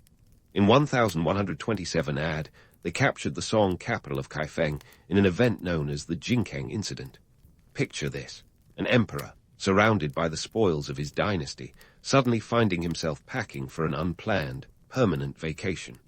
The Song court was forced to flee south, establishing a new capital in Hangzhou, marking the beginning of the Southern Song dynasty. Talk about a sudden change of scenery. But this wasn't just a geographical shift. Moving south meant embracing new challenges, both economically and politically. The Southern Song had to adapt to a smaller territory and a more maritime-focused economy. If the Northern Song was a sprawling empire, the Southern Song was the leaner, scrappier sibling, kind of like going from a sprawling mansion to a stylish loft. Yet, despite the reduced landmass, the Southern Song managed to maintain a vibrant economy. Coastal trade flourished, and the Grand Canal continued to pulse with the lifeblood of commerce. Their navy even became one of the most formidable of its time, a necessity given the maritime threats they faced. Necessity, as they say, is the mother of invention, or in this case, naval innovation. But let's not sugarcoat it. The Southern Song was constantly playing defense, not just on the battlefield, but economically. To keep the wheels of trade turning, they had to pay tribute to the Jurchen, a financial burden that was as welcome as a surprise tax audit. This wasn't just a minor inconvenience. It was a constant drain on resources that could have been used elsewhere. The Treasury felt the pinch, and the strain on the national budget was as obvious as a hangover after a night of heavy revelry. Now, just as the southern song was finding its footing, enter the Mongols, the historical equivalent of a wrecking ball. Led by the one and only Genghis Khan and his successors, the Mongol Empire was a force of nature. By the mid-13th century, they had their sights set on the song, and this was no mere skirmish. This was a full-blown campaign of conquest. The Mongols were like the overachievers of the conquest world, and they weren't about to let a little thing like the Yangtze River stand in their way. The Mongol siege of Xianyang in 1273 was a pivotal moment. It was a grueling 5-year affair, akin to a protracted chess game where the stakes were life and death. When Xianyang fell, the Mongols gained a critical foothold in southern China, and the Song knew they were in deep trouble. Imagine watching a slow-motion car crash, with no way to stop it. That's the sense of impending doom that hung over the Song court. In 1279, the final hammer fell at the Battle of Yemen. The southern Song's navy, despite its earlier successes, was outmaneuvered by the Mongols. The Song's last stand was as dramatic as it was tragic, culminating in the young emperor Bing committing suicide to avoid capture. It was the end of the line for the Song dynasty, a sobering reminder of how even the mightiest can fall. Now, here's where we need to debunk a popular myth. The notion that the Song dynasty's fall was inevitable, like some sort of cosmic script written in the stars. It's an appealing narrative, but it overlooks the complexities of the situation. The Song didn't collapse because they were weak. They fell because they faced unprecedented external pressures from some of history's most formidable adversaries. The Mongols, in particular, were a juggernaut, and their success was as much about their own military genius as any failing on the Song's part. Despite their fall, the Song dynasty left an indelible mark on history. Their innovations in technology, economics, and culture reverberated far beyond their time. Paper money, movable type, and the magnetic compass were not just passing fads. They were game-changers that shaped the modern world. The Song set the stage for a more interconnected global economy, laying the groundwork for future trade networks that would span continents. Moreover, the Song's emphasis on meritocracy and governance had lasting impacts on Chinese society. The civil service examination system, expanded under their rule, continued to influence Chinese administration for centuries. It was a model that emphasized ability over aristocracy, a revolutionary concept in a world where birthright often dictated one's destiny. So, while the Song may have fallen to the Mongols, their legacy endured, a testament to their enduring influence. They were a dynasty that dared to innovate, to challenge the status quo, and to push the boundaries of what was possible. Their story is a reminder that progress is often messy, full of contradictions, and fraught with challenges. Yet, it is also a testament to the resilience of human ingenuity and the enduring power of ideas. As we close the book on the Song dynasty, let's remember them not just for their downfall, but for their remarkable contributions to the tapestry of history. They were dreamers, innovators, and pioneers who dared to imagine a different world. And in doing so, they left a legacy that continues to echo through the ages, a legacy that reminds us that even in the face of adversity, the human spirit can soar to incredible heights. If you ever thought your family reunions were awkward, let me introduce you to Ashoka. Before he was the emperor, he was the Mauryan Empire's most ambitious sibling. He was born in 304 BCE, and right off the bat, life was complicated. Picture growing up in a family where your dad, Emperor Bindusara, had about 16 wives and over 100 kids. You thought your family tree was difficult to manage. Try plotting out the Mauryan version. Ashoka was the son of Bindusara and his wife, Subhadrangi. Now, Bindusara wasn't just your run-of-the-mill monarch with a knack for fatherhood.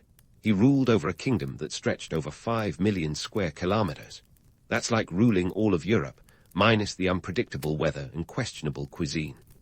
This was a time when the Mauryan Empire was the political juggernaut of ancient India, holding power over trade routes, resources, and of course, a complex web of royal intrigue. Growing up, Ashoka probably didn't have a lot of downtime. The palace was less of a home and more of a political battleground. You see, in a family with that many siblings, sibling rivalry was practically a sport. Each one of them was eyeing the throne with the kind of intensity you'd reserve for the last slice of pizza at a family gathering. Ashoka's early years were a schooling in diplomacy, martial arts, and trying not to get stabbed in the back, literally and figuratively. Now, we all know the reputation Ashoka would eventually earn as a peaceful, enlightened ruler. But before he became the poster child for non-violence, he was known as Chand Ashoka, or Ashoka the Fierce. His early reputation wasn't built on handing out flowers, but on his skills in warfare and administration. It's like finding out your gentle yoga instructor was once a champion kickboxer. Not what you'd expect, but it makes for a great backstory. The political landscape of the time was a patchwork of alliances, betrayals, and occasionally a well-placed assassination. Bindusara, Ashoka's dad, was no stranger to this game. He was a ruler who knew that keeping his empire together was akin to juggling flaming swords. The empire was vast and diverse, with a population that would have rivaled modern nations. It was held together by a combination of military might, strategic marriages, and the kind of statecraft that would make Machiavelli nod in approval. Ashoka was sent to Taxila, a city that wasn't just a cultural and educational hub, think ancient Ivy League, but also a hotspot for rebellion against Mauryan rule. It was there that Ashoka got his first real taste of quelling uprisings. At the tender age of 18, he was sent to bring order to this rebellious city. It's like sending a teenager to manage a chaotic startup. Only the stakes involved actual lives and the future of an empire, not just a few disgruntled employees. His success in Taxila was a testament to his military prowess and his ability to govern. But it wasn't just about swords and soldiers. Ashoka showed he could also be an effective administrator, which was no small feat in a region that was as politically volatile as it was culturally rich. Taxila was a melting pot of ideas and philosophies, and Ashoka soaked it all in. It was a formative experience, one that would influence his later policies and worldview. Back in the Mauryan court, the Game of Thrones continued. Bindusara's health was in decline, and the question of succession was the elephant in the room. Ashoka wasn't the eldest son. That was Suzuma, his half-brother, who was the crown prince. Suzuma was, for lack of a better term, kind of a jerk. Think of him as the stereotypical older sibling who got all the praise and attention, but none of the charm. His political allies were powerful, but Ashoka's supporters were growing in number and influence. The tension between Ashoka and Suzuma was the stuff of ancient soap operas. Their rivalry was intense, and it wasn't just about who got the better toys or more lavish birthday parties. They were competing for an empire. With Bindusara's passing in 272 BCE, the power struggle reached its peak. The court was a pressure cooker of ambition, loyalty, and betrayal. Ashoka's ascent to power wasn't a peaceful transition. It was a hard-fought battle that involved intrigue, and if the sources are to be believed, a few convenient disappearances. After a brutal 4-year power struggle, Ashoka emerged victorious. It was a testament to his strategic acumen and perhaps a dash of ruthlessness. This was a time when the phrase survival of the fittest wasn't just a scientific theory, it was a political reality. Ashoka was officially crowned in 269 BCE, and the rest, as they say, is history. But let's not get ahead of ourselves. Before we dive into his transformative reign, we should appreciate the wild, chaotic ride that was Ashoka's rise to power. In a world where family drama was as common as monsoon rains, Ashoka navigated the treacherous waters of politics with a mix of cunning, strength, and a bit of luck. And that, dear listener, is how a fierce young prince became the most celebrated emperor in Indian history. Now, with Ashoka sitting pretty on the throne, you might think the worst was behind him. But if history has taught us anything, it's that calm seas never made a skilled sailor, or in this case, a seasoned emperor. Ashoka had more than just the Mauryan Empire to worry about. The restless lands of Kalinga were on the horizon, and they were about to change everything. Kalinga, nestled along the eastern coast of India, was no small fish in the ancient geopolitical pond. It was a prosperous region with a population of about 1.5 million people, give or take a few thousand, and it controlled critical trade routes along the Bay of Bengal. Imagine being the CEO of a massive corporation and realizing a key player outside your control is raking in profits you believe should be yours. That was Ashoka's dilemma. Up until now, he had been on a roll, consolidating power and quelling dissent faster than you can say dynastic stability. But Kalinga was a thorn in Ashoka's otherwise seamless rule. It wasn't just about expanding borders. It was about the economic muscle that came with controlling those trade routes. Who wouldn't want a slice of that pie? The campaign against Kalinga kicked off around 261 BCE, and it wasn't a polite diplomatic negotiation over tea and biscuits. No, this was a full-blown military operation involving an estimated 200,000 soldiers from the Mauryan side. That's like mobilizing the entire population of a small country today. Ashoka's forces met fierce resistance, and what ensued was one of the bloodiest conflicts in ancient Indian history. The Kalinga War was a showcase of brutal efficiency. Ashoka's army, well-trained and battle-hardened, was no stranger to conquest. But Kalinga was different. It wasn't just a military target. It was a civilization with its own rich culture and history. The conflict lasted for months, with countless skirmishes and strategic maneuvers. Picture it as a deadly chess game, with each side sacrificing pawns in an attempt to checkmate the other. When the dust finally settled, the cost of victory was staggering. Sources claim about 100,000 Kalingans perished, while another 150,000 were captured and deported. It's like wiping out a mid-sized city today. Ashoka had won, but at what cost? The sight of the battlefield, littered with the bodies of soldiers and civilians alike, was a gut punch even to a seasoned warrior like him. It was a tableau of horror, enough to make even the most hardened of rulers question their choices. This is where the narrative of Ashoka takes a sharp turn. Imagine a powerful leader, fresh from a Pyrrhic victory, standing amidst the ruins of what was once a thriving society. The reality of war's devastation hit Ashoka hard, like a cold slap from Mother Nature herself. It was a pivotal moment that sparked a profound transformation. Gone was Ashoka the Fierce. Enter the philosopher king stage left. Historians often romanticize this turning point, painting Ashoka as a ruler who saw the error of his ways and did an emotional 180. While the story has a certain appeal, let's not kid ourselves into thinking it was an overnight epiphany. Ashoka's change of heart was likely a gradual process, influenced by the sheer scale of human suffering he witnessed. Think of it as a slow-cooking transformation rather than a microwave revelation. Economically, the war had its consequences too. Rebuilding after such a colossal conflict wasn't just a matter of patching up the walls and calling it a day. The resources required to maintain and repopulate the region were immense. Trade routes, once bustling with activity, had to be restored. The cost of war wasn't just paid in human lives, but also in economic setbacks and the monumental task of reconstructing an entire region. Politically, Ashoka's shift was revolutionary.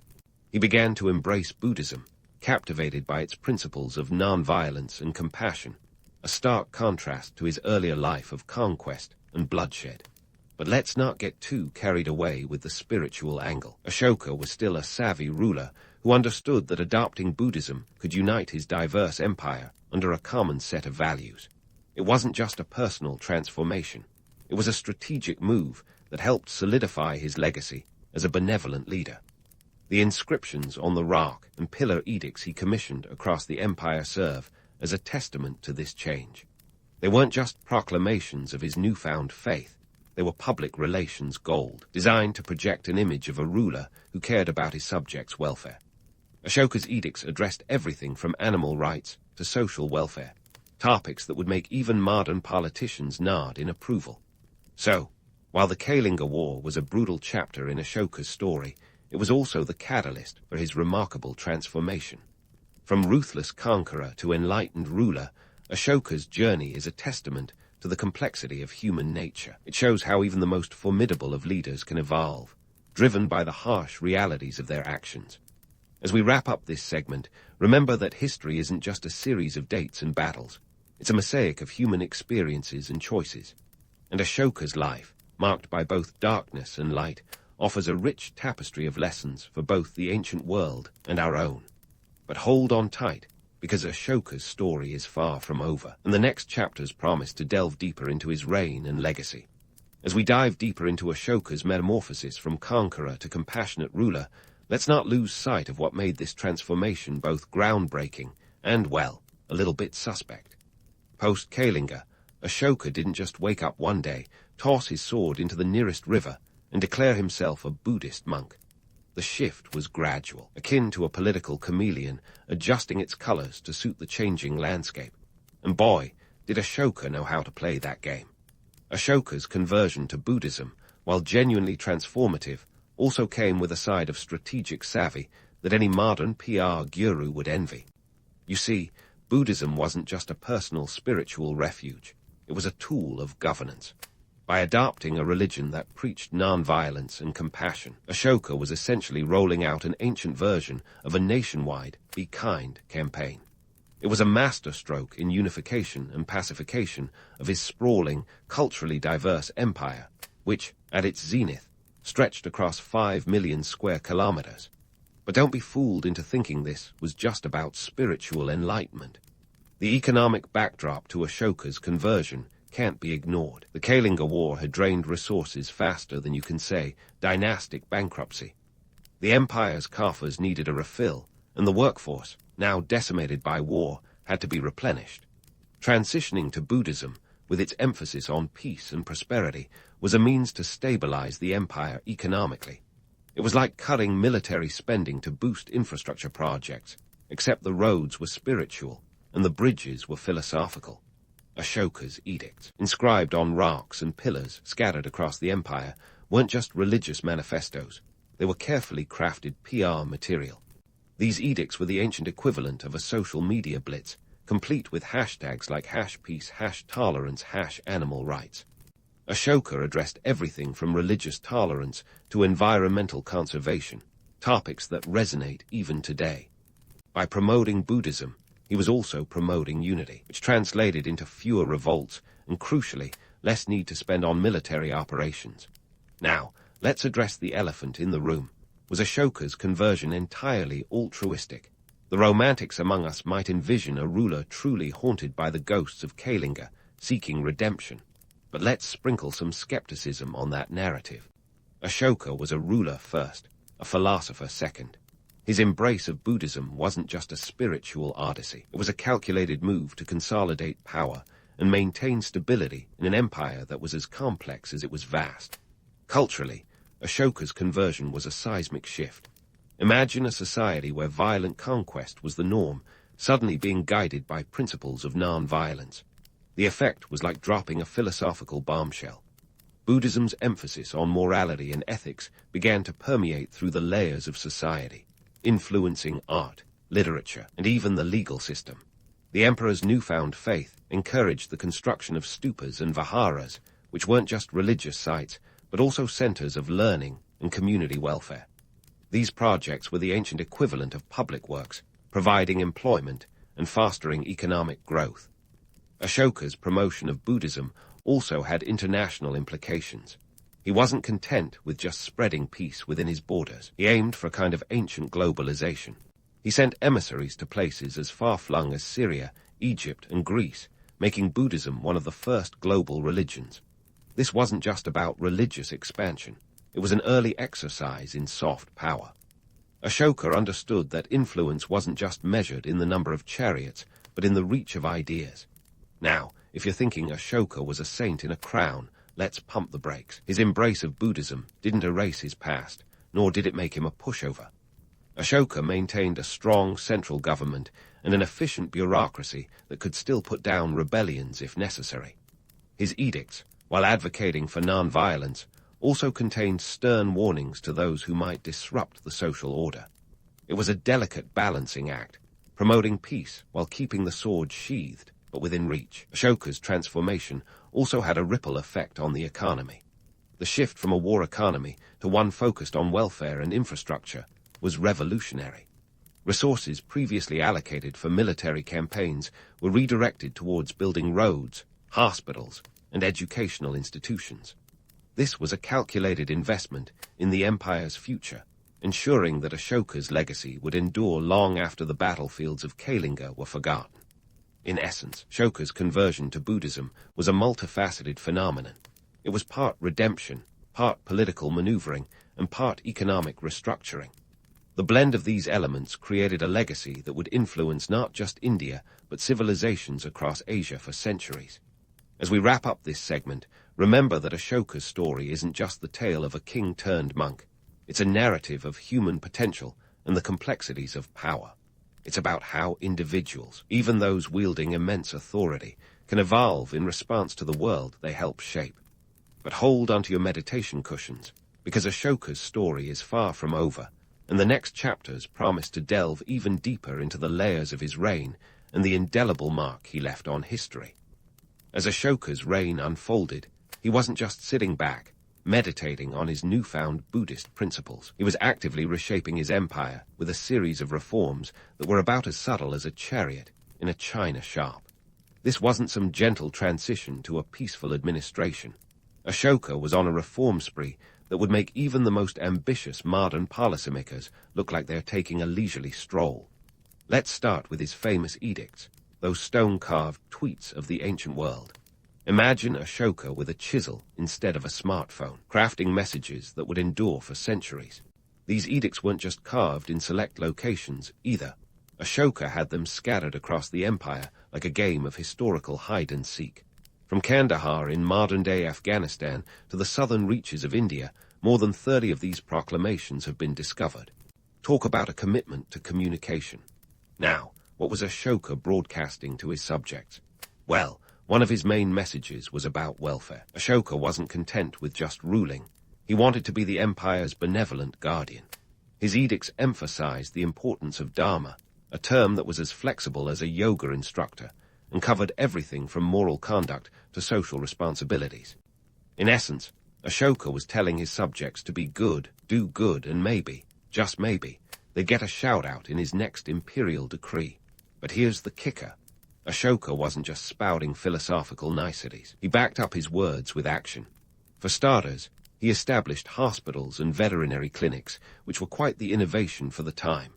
Imagine a world where even elephants and horses got healthcare benefits. Ashoka made it happen. It was a healthcare plan that would make any modern veterinarian weep with envy. Justice was another cornerstone of Ashoka's reforms. He appointed officials known as Dhamma Mahamatras. Think of them as ancient ombudsmen whose job was to ensure justice and ethical governance. Their role was to travel the empire, resolving disputes and spreading Ashoka's message of compassion and fairness. It was like having a traveling band of judges, but instead of gavels, they wielded Ashoka's version of the law. Now, let's talk about the environment. In an era where the concept of conservation was as foreign as a smartphone, Ashoka was leagues ahead. His edicts advocated for the protection of wildlife and the planting of trees along roads, a green initiative that would make any modern environmentalist nod in approval. He even limited the slaughter of animals, a move that probably had the ancient butchers of the empire grumbling into their mutton. Of course, not everyone was thrilled with Ashoka's reforms. Picture the common folks of ancient India, accustomed to a life where might often made right, suddenly being told to embrace peace and compassion. It must have felt like a cultural whiplash. Some might have rolled their eyes, thinking, here goes the emperor again, with his rock-solid wisdom. Others might have genuinely appreciated the shift, relishing the prospect of a ruler who actually cared about the welfare of his people. Economically, Ashoka's reforms were both a blessing and a challenge. On one hand, his focus on infrastructure, roads, water systems, and public buildings, stimulated trade and agriculture. It was a logistical overhaul that would have the most seasoned project manager breaking a sweat. On the other hand, the resources required for these projects were immense, and the empire had to tighten its belt to fund them. It was a balancing act between progress and practicality, a dance that Ashoka performed with remarkable skill. Politically, Ashoka's reforms were like a masterstroke of chess. By advocating for a moral and ethical society, he was essentially disarming potential rebellion. After all, it's hard to justify a revolt when the emperor's edicts are preaching peace and tolerance. His embrace of Buddhism wasn't just a personal journey. It was a political strategy to unify a diverse empire under a shared set of values. It was the ancient equivalent of a unifying hashtag, bringing together people of different backgrounds and beliefs. Yet, let's not romanticize the past to the point of absurdity. Ashoka's reforms, while groundbreaking, were not without their challenges. The transition from a militaristic empire to one focused on welfare and justice wasn't smooth sailing. There were undoubtedly pockets of resistance, both from those who benefited from the old ways and from those who feared change. Ashoka's ability to navigate these turbulent waters is a testament to his political acumen and his deep understanding of human nature. As we wrap up this section, remember that Ashoka's story is a blend of idealism and realism, ambition and pragmatism. His reforms were not just about creating a better empire. They were about crafting a legacy that would endure for centuries. So, the next time you pass a park or a wildlife reserve, spare a thought for Ashoka, the emperor who carved his vision of a just and compassionate society, not just in stone, but in the very fabric of history. And stay tuned, because Ashoka's tale has more twists and turns than a Mauryan chariot race, and we're just getting started. Now, as we near the final chapter of Ashoka's saga, let's peel back the layers of his legacy and see what survived the sands of time and what got a glossy makeover. After all, history has a knack for turning even the most complex figures into caricatures, and Ashoka is no exception. All right, let's dive into the aftermath. Ashoka reigned until about 232 BCE, which means he spent roughly 37 years juggling the duties of an emperor and a self-styled moral compass for his empire. By the time he shuffled off this mortal coil, he'd left behind an empire that was as much a philosophical experiment as it was a political entity. Now, it's worth noting that the Mauryan dynasty didn't exactly enjoy a golden age after Ashoka's departure. In fact, within 50 years of his death, the empire had shrunk faster than a wool sweater in a hot dryer, eventually collapsing around 185 BCE. So, what gives? How did an emperor with such grand ideals leave behind a legacy that fizzled out like a New Year's resolution by February? First off, let's tackle the economic aftermath. Ashoka's policies, while noble, were also expensive. Remember, this was a ruler who shifted resources away from military expansion and into social welfare and infrastructure projects. While this made for a kinder, gentler empire, at least in theory, it also meant that the Mauryan coffers weren't exactly overflowing with gold. The funds poured into hospitals, roads, and edicts carved into stone left little for the kind of military might that could keep rebellious vassals in check. And as any ruler will tell you, a little muscle goes a long way in deterring uprisings. But wait, there's more. The decentralized nature of Ashoka's governance, where local rulers had a fair amount of autonomy, meant that after his death, the central authority weakened. Think of it as a symphony without a conductor. The music might still play, but it's bound to hit a few sour notes. Without Ashoka's unifying presence and his philosophical pep talks carved across the land, the regional powers started to drift, each playing to its own tune. Now, let's wade into the murky waters of myth. Ashoka's story, like many great tales, has been polished to a high gloss over centuries. The romantic version paints him as a king who saw the error of his ways, embraced Buddhism, and lived happily ever after as a model of peace and virtue. But let's not forget that he was also a shrewd politician who understood that soft power could be just as effective as hard power. His conversion to Buddhism, while sincere, was also a masterstroke of governance, aiming to unify a sprawling empire under a single banner of peace and compassion. The myths about Ashoka didn't just spring up overnight. They were nurtured by later generations who look back on his reign with a kind of golden-hued nostalgia. In many ways, Ashoka became the poster child of what a king could be if only they embraced the better angels of their nature. It's a story that appeals to the idealist in all of us, but it conveniently glosses over the fact that Ashoka's reign was as much about political pragmatism as it was about moral philosophy. So why does Ashoka remain a compelling figure in history? Part of it is the sheer audacity of his vision. Here's a ruler who, in a world dominated by swords and spears, dared to carve out a path of peace and welfare. It's like trying to sell ice in Antarctica. It goes against the grain, and yet it's precisely that defiance of expectations that makes his story so captivating. Ashoka's reign is a testament to the power of ideas, showing that even the mightiest of empires can be swayed by the pen, or in his case, the chisel. Moreover, Ashoka's legacy endures because it offers a tantalizing glimpse of what might be possible when power is wielded with a conscience. In a world where rulers often equated strength with brutality, Ashoka dared to ask if there might be another way. It's a question that resonates across the ages, reminding us that the true measure of a ruler is not just in their conquests, but in their compassion. But let's not kid ourselves into thinking Ashoka was some saintly figure devoid of flaws.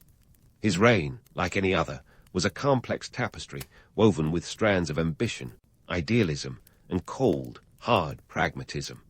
The legend of Ashoka is compelling precisely because it straddles the line between myth and reality, offering both a cautionary tale and a beacon of hope.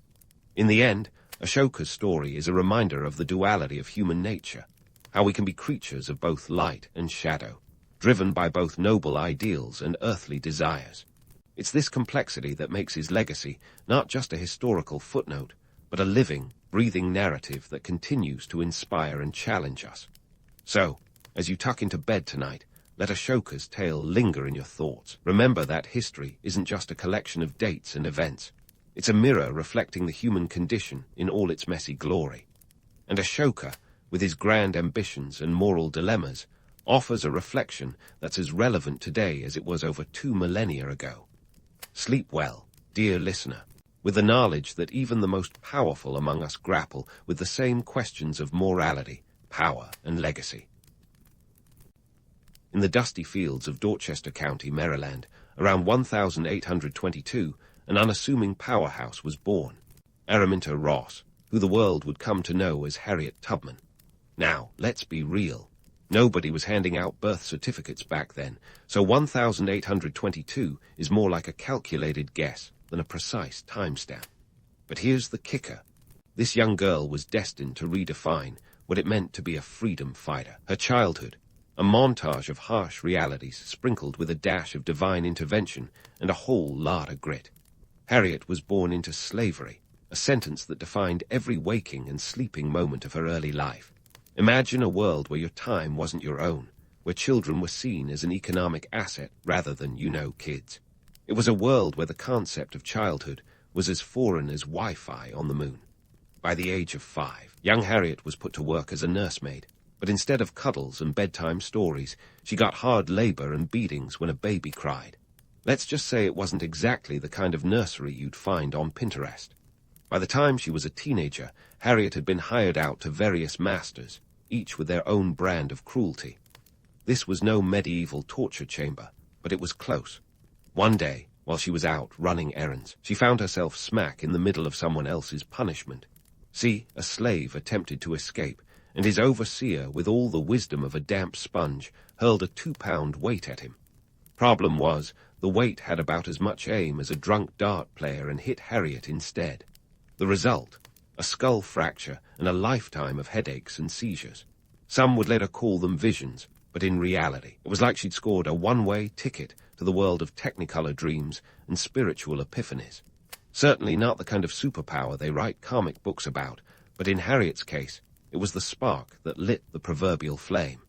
Harriet's visions and dreams became legendary. She believed these vivid experiences were messages from a higher power, guiding her in her quest for freedom.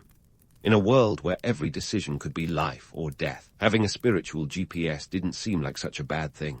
It's like having a magic 8-ball that actually worked, well, sometimes. And this isn't just folklore. Harriet herself said, "I always told God, I'm going to hold steady on you, and you've got to see me through." There's faith, and then there's Harriet-level faith. Let's pause for a reality check. The romanticized version of Harriet's early life might paint her as a mystical superhero, but the truth was grittier. Life as an enslaved person was brutally harsh. The average lifespan of an enslaved person in the southern United States was about 21 to 22 years, and Harriet was determined to beat those odds. She was not just surviving, she was plotting, learning, and biding her time for something bigger. Now, one might wonder, what about the so-called kind masters we hear about in some of the more sanitized stories? Spoiler alert, no such thing when your existence is owned by someone else. The economy of slavery was relentless, driven by a demand for labor that transformed human beings into nothing more than disposable tools. Harriet's early life was a testament to this brutal system, a world where hope was a rebellious act and survival itself was defiance.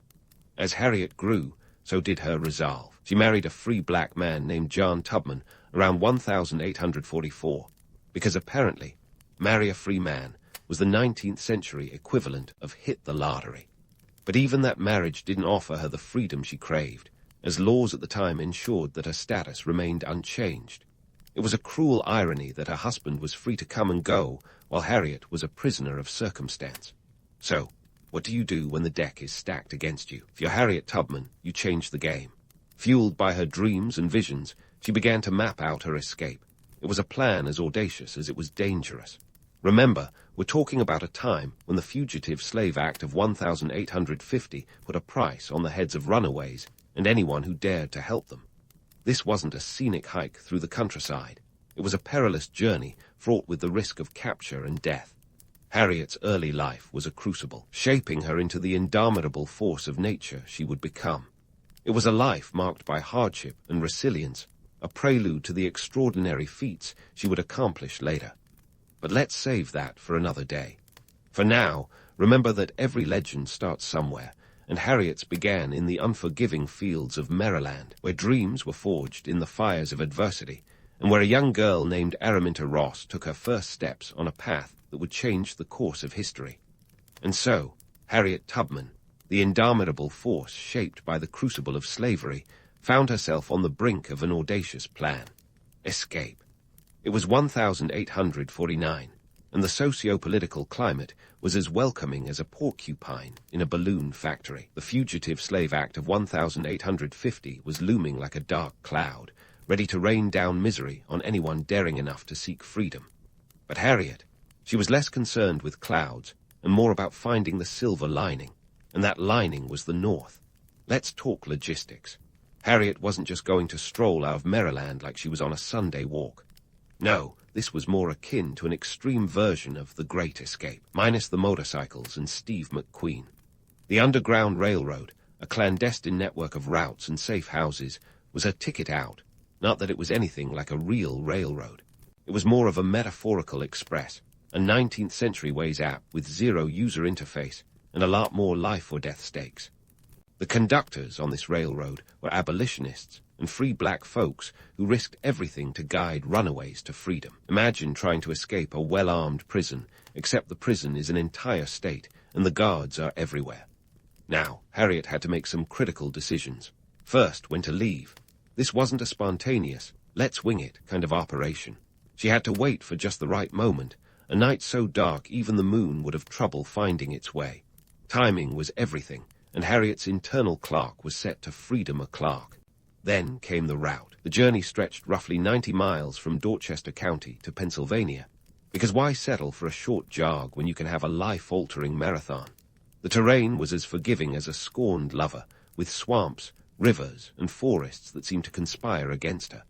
But Harriet was no stranger to hardship. She knew these lands like the back of her hand. Growing up, she'd navigated them under different circumstances, and now she was putting all that unwitting training to use. Here's where we debunk a little myth. The Underground Railroad wasn't a luxurious or even remotely comfortable experience. There were no cushy seats or in-transit snacks. It was more like a survivalist's obstacle course. Harriet had to move under the cover of night, often guided by the North Star, nature's original, albeit unreliable, GPS. And trust me, getting lost in the woods was the least of her worries. The real danger was being captured by slave catchers, who were essentially bounty hunters with a license to profit off human misery. Their reward, a sum equivalent to around $300 today, which might not sound like much, but back then, it was enough to make even the most morally bankrupt individual sit up and take notice. The socio-political climate was a minefield. The Southern economy, built on the backs of enslaved labor, was about as stable as a Jenga tower in an earthquake. Every runaway slave was a financial blow to slaveholders, who viewed them as economic assets, not human beings. This wasn't just an escape. It was an act of economic sabotage. Harriet wasn't just running towards freedom. She was running away from a system that commodified her very existence. On the run, Harriet had to rely on her wits and the kindness of strangers. Each safe house was a beacon of hope, but also a potential trap. Not everyone was an ally, and trust was a luxury she couldn't afford. The stakes were high, and every step was a gamble. Yet despite these odds, Harriet pressed on, fueled by a mix of determination and what she called divine guidance. Her journey was fraught with peril, but also ingenuity. Take, for example, how she used disguises and clever ruses to throw slave catchers off her trail.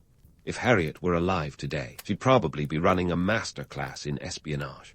She once carried a chicken to avoid suspicion, feigning to chase it when she encountered slave catchers, thereby avoiding their gaze. It wasn't just her physical journey that was remarkable, but her mental acrobatics, dodging detection with the agility of a cat in a room full of rocking chairs. And while the romance of her escape is undeniable, let's not gloss over the visceral reality. Harriet was not some mythical figure floating above the fray. She was a human being, vulnerable to the same fears and fatigue that plague us all. Yet her resilience was a superpower, one that carried her through the darkest nights and into the dawn of freedom. By the time Harriet reached Pennsylvania, she wasn't just crossing a state line. She was crossing a monumental threshold, from enslavement to liberation. And oh, the irony. Here was a woman who had been denied the basic right to her own life, now standing on free soil. But freedom wasn't the end of her journey. It was merely the beginning of a new chapter. Harriet Tubman, the woman who had navigated the treacherous waters of the Underground Railroad, was now poised to become one of its most famous conductors. The story of Harriet's escape is both legend and reality, a testament to human grit and the relentless pursuit of freedom. It's a narrative wrapped in mythic proportions, but anchored in the harsh truths of a divided nation. Harriet Tubman wasn't just a runaway slave. She was a harbinger of change, a beacon of hope in a world shrouded in the darkness of oppression. And while her escape was a personal victory, it was also a rallying cry, a call to arms for those still shackled by the chains of slavery. But hold on, the saga doesn't end here. Harriet's escape was only the opening act in a life filled with extraordinary feats. We're just getting started on this roller coaster ride through history. Next up, how Harriet returned to the South time and time again, leading countless others to freedom and cementing her legacy as the Moses of her people. Stay tuned, because things are about to get even more interesting. And so, with the ink barely dry on one chapter of her life, Harriet Tubman took up the mantle of conductor on the Underground Railroad, a gig that was less like your modern-day train conductor and more akin to a secret agent with a side of divine intervention. This wasn't a job you applied for. It was a calling, one that came with no benefits and a retirement plan that involved not getting caught or killed. The stakes, higher than a kite at a 4th of July parade. Now, let's get one thing straight. The Underground Railroad wasn't some magical subterranean train system with a 5-star Yelp rating. No steam engines, no tracks, and certainly no dining car. It was a network, a clandestine web of safe houses and routes that stretched from the southern United States up into the Free States and Canada, operating under the noses of those who would rather see it dismantled than a rogue IKEA bookshelf. The conductors, like Harriet, were the unsung heroes, shepherding fugitives through a landscape that was about as forgiving as a cactus in a sandstorm. Harriet wasn't just any conductor, though. She was the Underground Railroad's VIP, the one you'd want if you were wagering your life on a one-way ticket to freedom.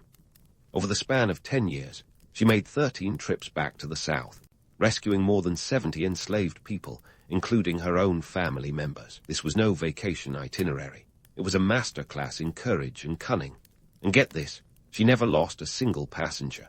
If Harriet had a frequent traveler program, it would have been the envy of every airline.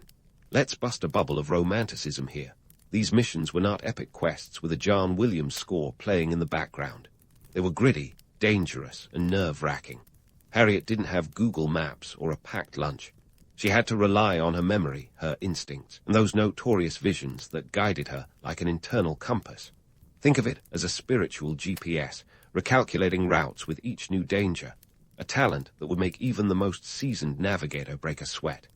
The reality of the Underground Railroad was far from the polished tales of daring rescues. The stations weren't cozy inns. They were barns, cellars, and attics. In other words, places that were only slightly more comfortable than a medieval dungeon. And the journey, picture this, traveling by night, often on foot, across 90 miles of hostile terrain, dodging slave catchers whose bounties were enough to make even the most moral individuals reconsider their ethics.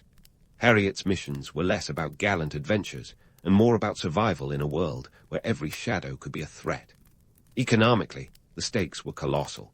Each enslaved person was a financial investment to the slaveholders, a cog in the economic machinery of the South, which was as dependent on slavery as a fish is on water. Harriet's actions weren't just acts of liberation. They were a direct challenge to an economy built on human suffering. Each successful mission was a blow to this system, a reminder that the institution of slavery was as fragile as a house of cards in a hurricane. And let's talk about those slave catchers for a moment. They were the original bounty hunters, minus the cool gadgets and leather jackets. Their rewards could range from $10 to $50, which might sound like chump change today, but back then, it was enough to make them chase runaways like they were starring in a high-stakes action movie. They were relentless, motivated by a combination of profit and the twisted sense of duty to uphold an unjust system. Yet, in this world of peril, Harriet's cunning was legendary. She was a master of disguise and deception. On one occasion, she even carried a book to pose as an illiterate, thereby escaping detection. Her strategies were as varied as they were ingenious, from changing routes on a whim to using songs as coded messages. Talk about a playlist with a purpose. Forget James Bond. Harriet was the original espionage expert. Harriet's missions weren't just about the physical journey, though. They were an emotional roller coaster, a test of faith and endurance. Each trip was a gamble, and the stakes were nothing short of life and death. But Harriet's resolve was unshakable. She famously said, "I never ran my train off the track, and I never lost a passenger." That's not just a testament to her skill, it's a declaration of her unwavering commitment to freedom. Of course, the mythologizing of Harriet Tubman doesn't always capture the raw reality of her experiences. The romantic image of her as a fearless leader is true, but let's not forget the human behind the legend. She was a woman who carried the weight of each mission, the burden of knowing that failure meant not just her own capture, but the potential doom of everyone she led. The emotional toll was immense, yet she persevered with a determination that defied the era's grim realities. So, while the story of Harriet Tubman and the Underground Railroad is often shrouded in a mist of heroism and legend, it's essential to acknowledge the grit and sacrifice behind the myth. Each journey was a testament to human courage, a defiance against a world determined to keep its shackles firmly in place. Harriet's missions were a beacon of hope, a light in the darkness for those yearning for freedom. As we move forward in her story, remember that Harriet Tubman was more than a conductor. She was a symbol of resistance and resilience, a woman whose legacy continues to inspire. But we're not done yet. The legend of Harriet Tubman only grows from here as she takes on new roles in the fight for freedom and justice. Stay close, because the next chapter is just around the bend, and it promises to be as riveting as a thriller yet unwritten. So, as Harriet Tubman was busy making history, and quite possibly making every action hero look like a slouch, another chapter of her life was about to unfold with the Civil War. Now, let's be honest. When you think of the Civil War, you probably picture grand battles, Abe Lincoln's top hat, and maybe a few epic speeches. But Harriet Tubman, she was right there in the thick of it, though not exactly getting top billing on the military marquee. Picture this. The year is 1861, and the Union is putting together a patchwork quilt of strategies to preserve itself. Enter Harriet Tubman, who steps onto the scene not as a general in shiny boots, but as a cook, a nurse, and hold onto your hats, a spy. Yes, that's right. Harriet Tubman, the woman who had already defied the odds more times than a cat with 9 lives, was about to add intelligence agent to her growing resume. Forget James Bond. She was more like Harriet, 007 Tubman, minus the martinis and Aston Martin. Now, one might wonder, how does a former enslaved person become a spy for the Union Army? Simple. She had what every good spy needs, a network of informants, an unyielding resolve, and the ability to keep secrets like a vault. Oh, and let's not forget her knack for moving undetected. This was a woman who'd spent years outsmarting slave catchers. Slipping past Confederate lines was just another day at the office. Harriet's role in the Union Army was as unconventional as it was critical. As a cook and nurse, she tended to the sick and wounded, providing care with a side of strategic espionage. Picture a makeshift military hospital, where the line between healing and intelligence gathering was as blurred as a watercolor painting left in the rain. Harriet was adept at collecting information from those she treated, turning seemingly innocuous conversations into a treasure trove of battlefield insights. One might call it multitasking at its finest. But spying wasn't just about eavesdropping on pillow talk. Harriet also helped map out uncharted territories, guiding Union troops through hostile landscapes like a human GPS. With her knowledge of the southern terrain, a skill honed during her underground railroad days, she became an invaluable asset to the Union. Her efforts weren't just a small contribution. They were pivotal in shaping military strategies and ultimately the course of the war. And then there was the Combahee River Raid, a military operation so audacious it could have been lifted straight from the pages of a spy thriller. On June 1, 1863, Harriet found herself leading a raid that would liberate over 700 enslaved people in South Carolina. That's right, 700 people. It was one of the largest emancipation efforts during the Civil War, and Harriet was at the helm, steering the ship of freedom with a steady hand. The raid was a strategic masterpiece. Harriet worked alongside Colonel James Montgomery, leading a fleet of Union gunboats up the Combahee River. Her intelligence work had already pinpointed key Confederate supply lines and troop positions, making the mission as precise as a Swiss watch. The gunboats, armed to the gills, provided the firepower, while Harriet provided the brains and the heart. If this were a movie, she'd get top billing and a killer soundtrack. But let's not kid ourselves. This was no easy feat. The Combahee River was a treacherous waterway, teeming with Confederate defenses and natural obstacles. The raid required meticulous planning and a dollop of luck, with Harriet's knowledge of the terrain serving as the operation's secret weapon. Her ability to navigate these waters, both literal and metaphorical, was nothing short of extraordinary. Yet, despite her crucial role, Harriet Tubman wasn't exactly showered with medals or accolades. In fact, her contributions were largely overshadowed by her male counterparts, who received the lion's share of the glory. It wasn't until decades later that her role in the raid was fully acknowledged, a tardy recognition that underscores the gender inequities of the time. While Harriet was blazing trails, sometimes literally, her achievements were often relegated to footnotes in history books. It's as if she were playing an epic solo, only for the orchestra to get all the applause. The economic context of the Civil War can't be overlooked. The South's economy was a house of cards, built on the backs of enslaved labor. The liberation of 700 people wasn't just a humanitarian triumph. It was an economic blow to the Confederacy, striking at the very heart of its labor force. Harriet's actions weren't just about freeing individuals. They were about dismantling an entire system of oppression. She was, in every sense, a one-woman wrecking ball. Let's not forget the human side of Harriet's military endeavors. The Combahee River Raid wasn't just a strategic victory, it was a deeply personal one. Each person liberated was a life transformed, a family reunited, a future rewritten. For Harriet, who had spent years risking her life to free others, the raid was both a culmination of her efforts and a new beginning. It was a testament to her unwavering commitment to freedom, a legacy etched in the annals of history. And while Harriet's military career might not have come with the pomp and circumstance of a parade, it was a defining chapter in her life, a chapter that showcased her courage, her intelligence, and her unyielding spirit. She was a force of nature, a woman who defied the conventions of her time, and a leader who inspired change in the face of adversity. Yet, the romanticized image of Harriet as a military leader doesn't fully capture the grit and determination that fueled her actions. She was a woman of action, driven by a deep sense of justice and an unwavering belief in the power of freedom. Her contributions to the Union Army weren't just tactical, they were transformative, reshaping the narrative of the Civil War and redefining what it meant to be a hero. As we look back on Harriet Tubman's involvement in the Civil War, let's remember that her story isn't just a tale of daring raids and espionage. It's a story of resilience, of a woman who refused to be defined by her circumstances, and of a legacy that continues to inspire. Harriet Tubman was more than a historical figure. She was a beacon of hope, a testament to the power of the human spirit, and a reminder that the fight for freedom is as relevant today as it was in her time. But hold on, the journey doesn't end here. Harriet's post-war life was just as dynamic, filled with new challenges and opportunities.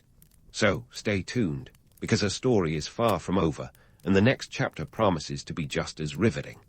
And so, as the dust of the Civil War settled, and the ink dried on a nation's fractured soul, Harriet Tubman found herself at yet another crossroads. You'd think after all those daring escapes, military exploits, and cloak-and-dagger escapades, she'd be ready to kick back with a glass of lemonade on a porch somewhere. But nope, Harriet was just getting started. The post-war era was a time of reconstruction, and Harriet had a blueprint for more than just rebuilding. She was about redefining. Cue the next chapter, women's suffrage and social justice. Now, if you're picturing Harriet at a genteel tea party, advocating for women's votes with a pinky out and a polite smile, think again. Harriet's brand of activism was less pass the crumpets and more grab the bullhorn. She joined forces with suffrage heavyweights like Susan B. Anthony and Elizabeth Cady Stanton, two women who could rally a crowd faster than you can say equality. Harriet, who had already spent her life challenging the status quo, was a natural ally in the fight for women's rights. Her speeches, often delivered with the kind of raw sincerity that could silence a room, were a far cry from the sanitized versions found in textbooks. Harriet didn't just want a seat at the table, she wanted to flip the whole thing over.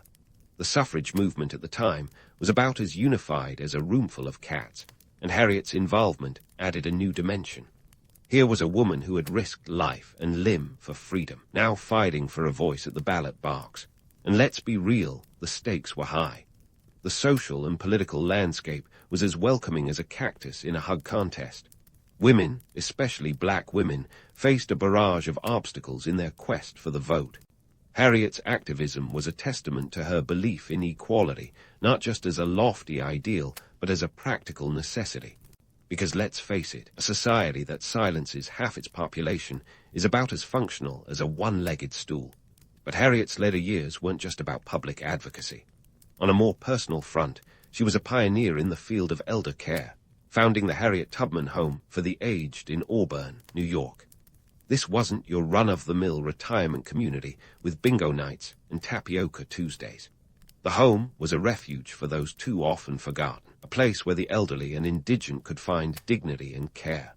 It was like Harriet took one look at the social safety nets of the time, basically non-existent, and decided to knit her own. Harriet's work in elder care was a reflection of her lifelong commitment to community. She didn't just talk about change, she built it, brick by brick, often funding the home with her own meager resources. And when I say meager, I mean it. Her finances were about as robust as a marshmallow in a bonfire. Despite her monumental contributions to the Union, Harriet wasn't rolling in government pensions.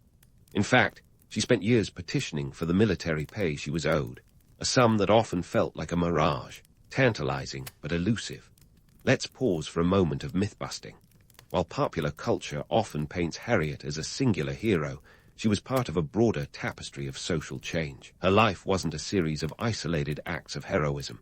It was a continuum of activism that spanned decades and touched countless lives. Yet, history has a funny way of polishing its icons, smoothing out the rough edges and wrapping legends in a cozy blanket of nostalgia.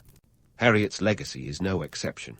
The romantic image of her as a fearless leader is true, but it's only part of the story.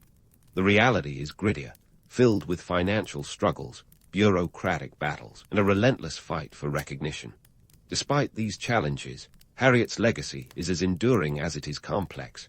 She wasn't just a conductor on the Underground Railroad or a spy for the Union.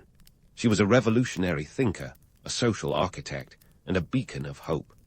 Her life was a testament to the power of resilience, a reminder that real change is born from grit and determination, not just grand speeches. Harriet's story isn't just a chapter in the annals of history. It's a blueprint for social justice movements that continue to this day. As we reflect on Harriet's life, it's clear that her impact is as relevant now as it was in her time. In a world still grappling with inequality and injustice, Harriet's legacy is a call to action. It's a reminder that the fight for freedom and equality is a marathon, not a sprint, and that each of us has a role to play in shaping the future. Harriet Tubman was more than a historical figure. She was a force of nature, a woman whose spirit continues to inspire generations. So, as we close the book on Harriet's extraordinary life, let's do so with a nod to the myths and the realities, the legend and the truth. Harriet Tubman wasn't just a beacon of hope. She was a testament to the power of the human spirit. Her story is a reminder that the fight for justice is never over, and that each of us has the power to change the world one step at a time. As Harriet herself once said, every great dream begins with a dreamer. And in the grand tapestry of history, Harriet Tubman was one of the greatest dreamers of all. In the rugged terrain of ancient Greece, where the mountains seemed to stand guard over the valleys like silent sentinels, there was a place that took the phrase tough love to a whole new level. Welcome to Sparta, where the concept of military training was less about boot camp and more about surviving a particularly harsh episode of Spartan Warrior, the Survival Edition. This wasn't just a school of hard knocks, it was the entire university. Now, when we talk about Spartan warriors, we're often awash in the romantic glow of movies and myths. You know the drill, perfect discipline, invincible soldiers, all that jazz.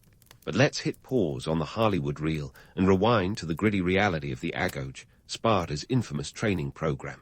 If you were a Spartan male, this was your rite of passage, a crash course in becoming the ultimate warrior, starting at the tender age of 7.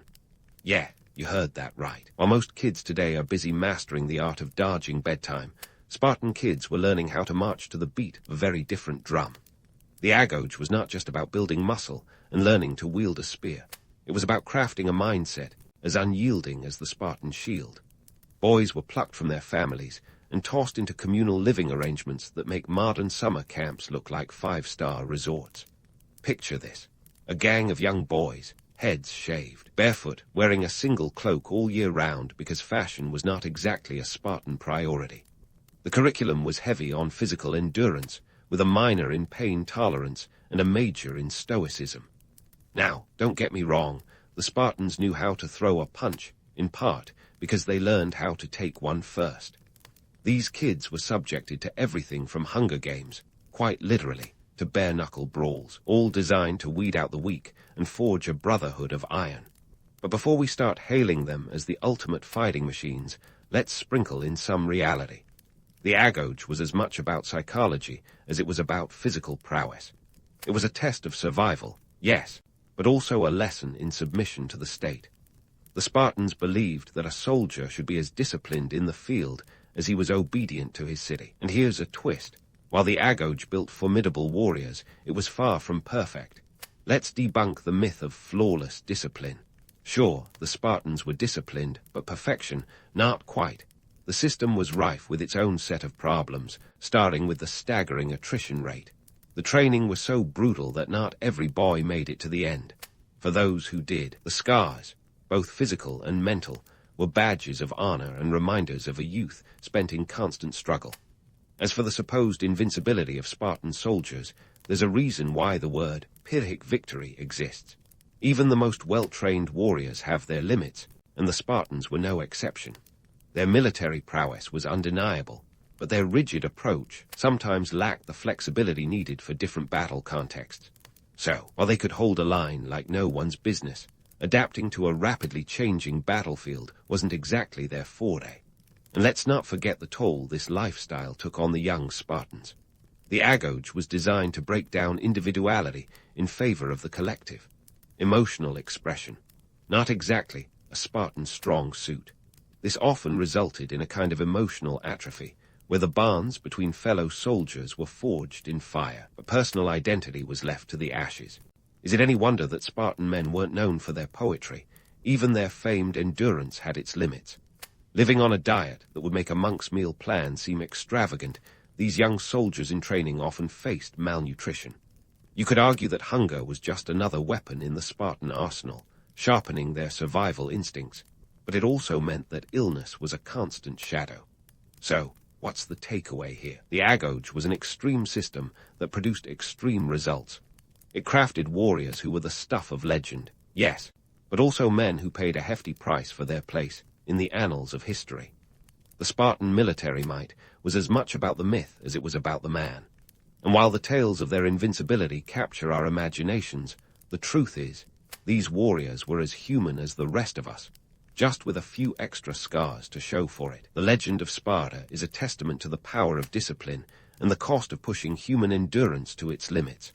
But let's pivot from the grueling boot camp of the Agoge to where all that training really paid off, or, depending on the day, didn't: the battlefield.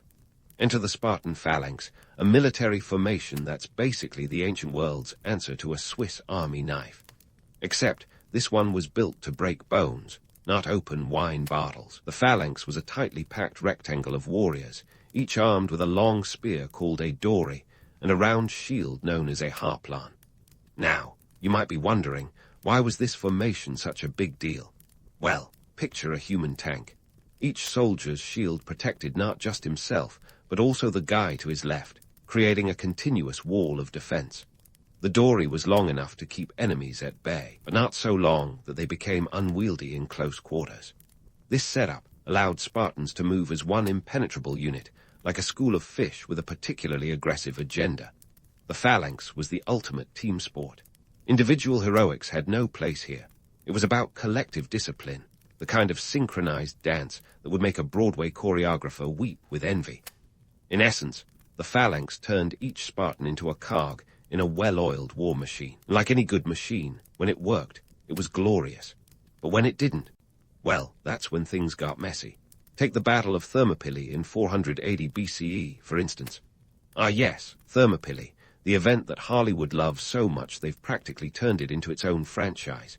This battle was the phalanx's high-water mark, where 300 Spartans and their allies made a heroic last stand against the Persian Empire. King Leonidas and his men held the narrow pass of Thermopylae for 3 days, giving the term "die hard" a whole new meaning. The terrain played to the phalanx's strengths, limiting the Persians' numerical advantage and forcing them into a bottleneck. The Spartans' shield wall, combined with their steely resolve, made them seem almost invincible. But here's where we start debunking the cinematic sheen. The phalanx wasn't unbeatable. What Hollywood often glosses over is that the Spartans were eventually betrayed by a local who showed the Persians a secret path around the pass. If anything, Thermopylae is a lesson in the vulnerability of rigid strategies. The phalanx was like a well-made suit of armor, formidable until someone figured out how to slip a dagger through the joints. Speaking of vulnerabilities, let's talk flexibility, or lack thereof. The phalanx was a thing of beauty when the Spartans could dictate the terms of battle. But throw in an unexpected twist, like uneven terrain or a surprise flank attack, and suddenly this military juggernaut had the agility of a beached whale. The formation required flat, open ground to function at its best. Anything else was a logistical nightmare. It's like bringing a chessboard to a boxing match. Great strategy, wrong venue. This lack of adaptability wasn't just a tactical flaw. It was emblematic of Spartan society as a whole. Sparta was a well-oiled machine, yes, but one that ran on a single gear. They were masters of the frontal assault, less so of the pivot. This rigidity extended beyond the battlefield and into the very fabric of Spartan life, where innovation was often sacrificed at the altar of tradition. It's no wonder that, when they encountered foes who could think outside the phalanx-shaped box, things went south faster than you can say Persian retreat. And yet, despite these shortcomings, the legend of the Spartan phalanx took on a life of its own. It was a PR dream, a symbol of unity and strength that resonated far beyond the borders of Laconia. This myth-making wasn't an accident. It was a deliberate narrative crafted to cement Spartan dominance. In a world where news traveled at the speed of a marathon runner, literally, stories of Spartan bravery and resilience spread like wildfire. The phalanx became not just a military tactic, but a cultural touchstone, a testament to what discipline and unity could achieve. The irony, of course, is that this myth overshadowed the reality. While the phalanx was a marvel of military engineering, it was far from infallible. Its success hinged on specific conditions that weren't always present. And yet, the image of the unstoppable Spartan line endures, a testament to the power of storytelling over cold, hard facts. In the end, the Spartan phalanx was both a marvel and a mirage, a lethal formation that could shatter armies, and yet crumble under its own weight when the ground beneath shifted. It's a vivid reminder that while myths can inspire, they often tell only part of the story. The Spartans may have perfected the art of war, but the art of myth-making. They were absolute masters. But let's peel back the curtain on the Spartan stage to reveal the unsung heroes, or rather, the unsung underdogs of this military drama, the Helots. If the Spartans were the rock stars of ancient Greece, then the Helots were the roadies, setting up the stage and ensuring the headliners could shine. Without the Helots, those Spartan warriors might have been too busy plowing fields to perfect their phalanx formation. The Helots were an underclass, and not by choice. Enslaved people primarily from Messenia and Laconia, they were the backbone of the Spartan economy, toiling away so their Spartan overlords didn't have to. Think of them as the invisible workforce, because let's face it, Spartan glory wasn't built on discipline alone. It was also propped up by the sweat and suffering of these subjugated groups. Now, you might be wondering how many Helots it took to support one Spartan warrior. Estimates suggest a staggering 7 to 10 Helots for every Spartan citizen. That's right, for every Spartan man flexing his muscles in the agoge or larking shields in the phalanx, there were several Helots ensuring he had food on his plate and a cloak on his back. In essence, the Helots were the unsung heroes, or perhaps the underappreciated crew, of this legendary tale. Economically, the Helots were indispensable. They worked the land, produced the grain, and tended to the livestock that kept Sparta's military machine fueled and ready for action. Imagine a society where the elite were free to focus solely on war because someone else was picking up the tab. It's as if the Spartans found the ultimate life hack: outsource everything except fighting. But here's the catch. This system wasn't just exploitative. It was also a powder keg waiting to explode. Living under Spartan rule was no picnic for the Helots. They faced constant oppression, including a horrifying annual ritual known as the Crypteia, where young Spartans were sent out to terrorize and even kill any Helots who seemed too rebellious.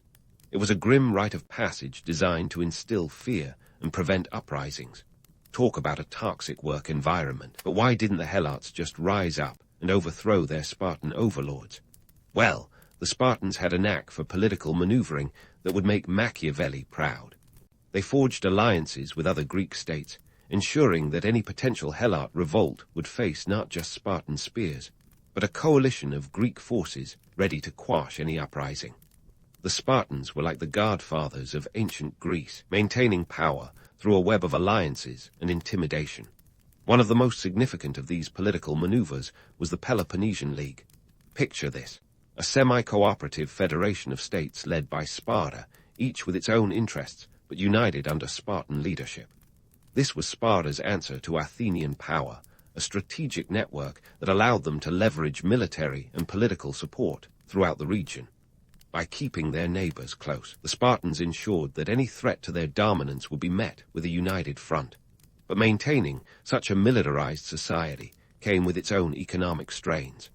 The constant threat of Helot revolt meant that Spartans had to be perpetually prepared for war, not just against external enemies, but against their own underclass. This state of near-constant military readiness was costly, requiring resources and manpower that could have been used for other pursuits. In a way, the Spartan economy was locked in a perpetual arms race, a cycle of militarization that left little room for economic diversification. And speaking of economics, let's address the elephant in the room: money, or rather, the lack thereof. Unlike their Athenian counterparts who thrived on commerce and trade, the Spartans eschewed coinage and commerce, opting instead for a barter-based economy. They famously used iron bars as currency, a move that seems practical until you realize the logistical nightmare of lugging around metal rods to buy a loaf of bread. This aversion to wealth accumulation kept Spartan society focused on its militaristic goals, but also limited its economic growth. The irony here is palpable. While the Spartans were busy honing their military prowess, they were also tethering themselves to an economic model that was as inflexible as their phalanx on rough terrain. Their disdain for wealth and commerce meant that while they were rich in military might, they were poor in economic innovation. It's as if they were playing a one-note symphony, beautiful and haunting, but missing the richness of a full orchestral arrangement. And yet, despite these economic and social constraints, Sparta's political maneuvering kept them at the forefront of Greek warfare. Their alliances with other city-states, coupled with their reputation for military excellence, made them a force to be reckoned with. But this was a double-edged sword. While their martial reputation garnered respect, it also painted a target on their backs, inviting challenges from those eager to topple the mighty Spartans from their pedestal. In the end, the Spartan military machine was a marvel of its own making, held together by the blood and toil of the Helots, the strategic cunning of its leaders, and the unwavering discipline of its soldiers. But as we peel back the layers of myth and legend, what emerges isn't just a story of invincible warriors, but a complex tapestry of power, oppression, and political intrigue. It's a reminder that behind every legendary army is a web of economic and social structures that sustain it, structures that are as fascinating and flawed as the warriors they support. But here's where the Spartan saga takes a nosedive into the realm of irony, and dare I say, poetic justice. While Sparta was busy perfecting the art of standing still, the rest of Greece was doing what humans do best, innovating, adapting, and generally stirring the pot. You see, warfare in the ancient world was undergoing a bit of a makeover, and the Spartans were that guy at the party still rocking bell-bottoms when everyone else had moved on to skinny jeans. Now, to give Sparta its due credit, their military prowess was the stuff of legends. But legends have a way of getting outdated, especially when innovation is the name of the game. Enter Thebes, a city-state that was about to throw a massive wrench into the Spartan military machine. Led by the brilliant tactician Epaminondas, the Thebans decided to shake things up with a little something called the Oblique Order. Sounds fancy, right? Well, it was.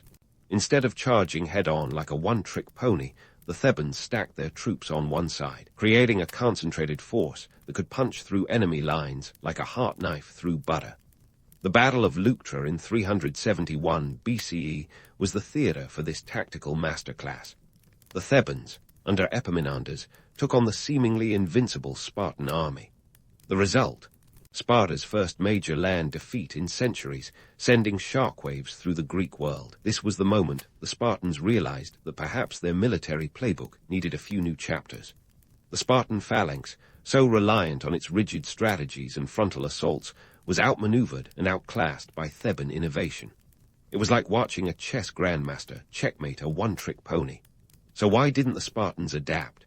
Well, they were a bit like a stubborn old dog, set in their ways and resistant to learning new tricks. Sparta's society was built on tradition, with a capital T. Their entire way of life was predicated on the idea that what worked in the past would continue to work in the future. Change was seen as a threat, an unwelcome intruder in their carefully laid plans. The Spartans were so caught up in their own legend that they failed to see the writing on the wall, a classic case of believing your own press. As the Thebans celebrated their victory, another storm was brewing farther north. Enter Macedon, a backwater kingdom that was about to take center stage in the Greek world.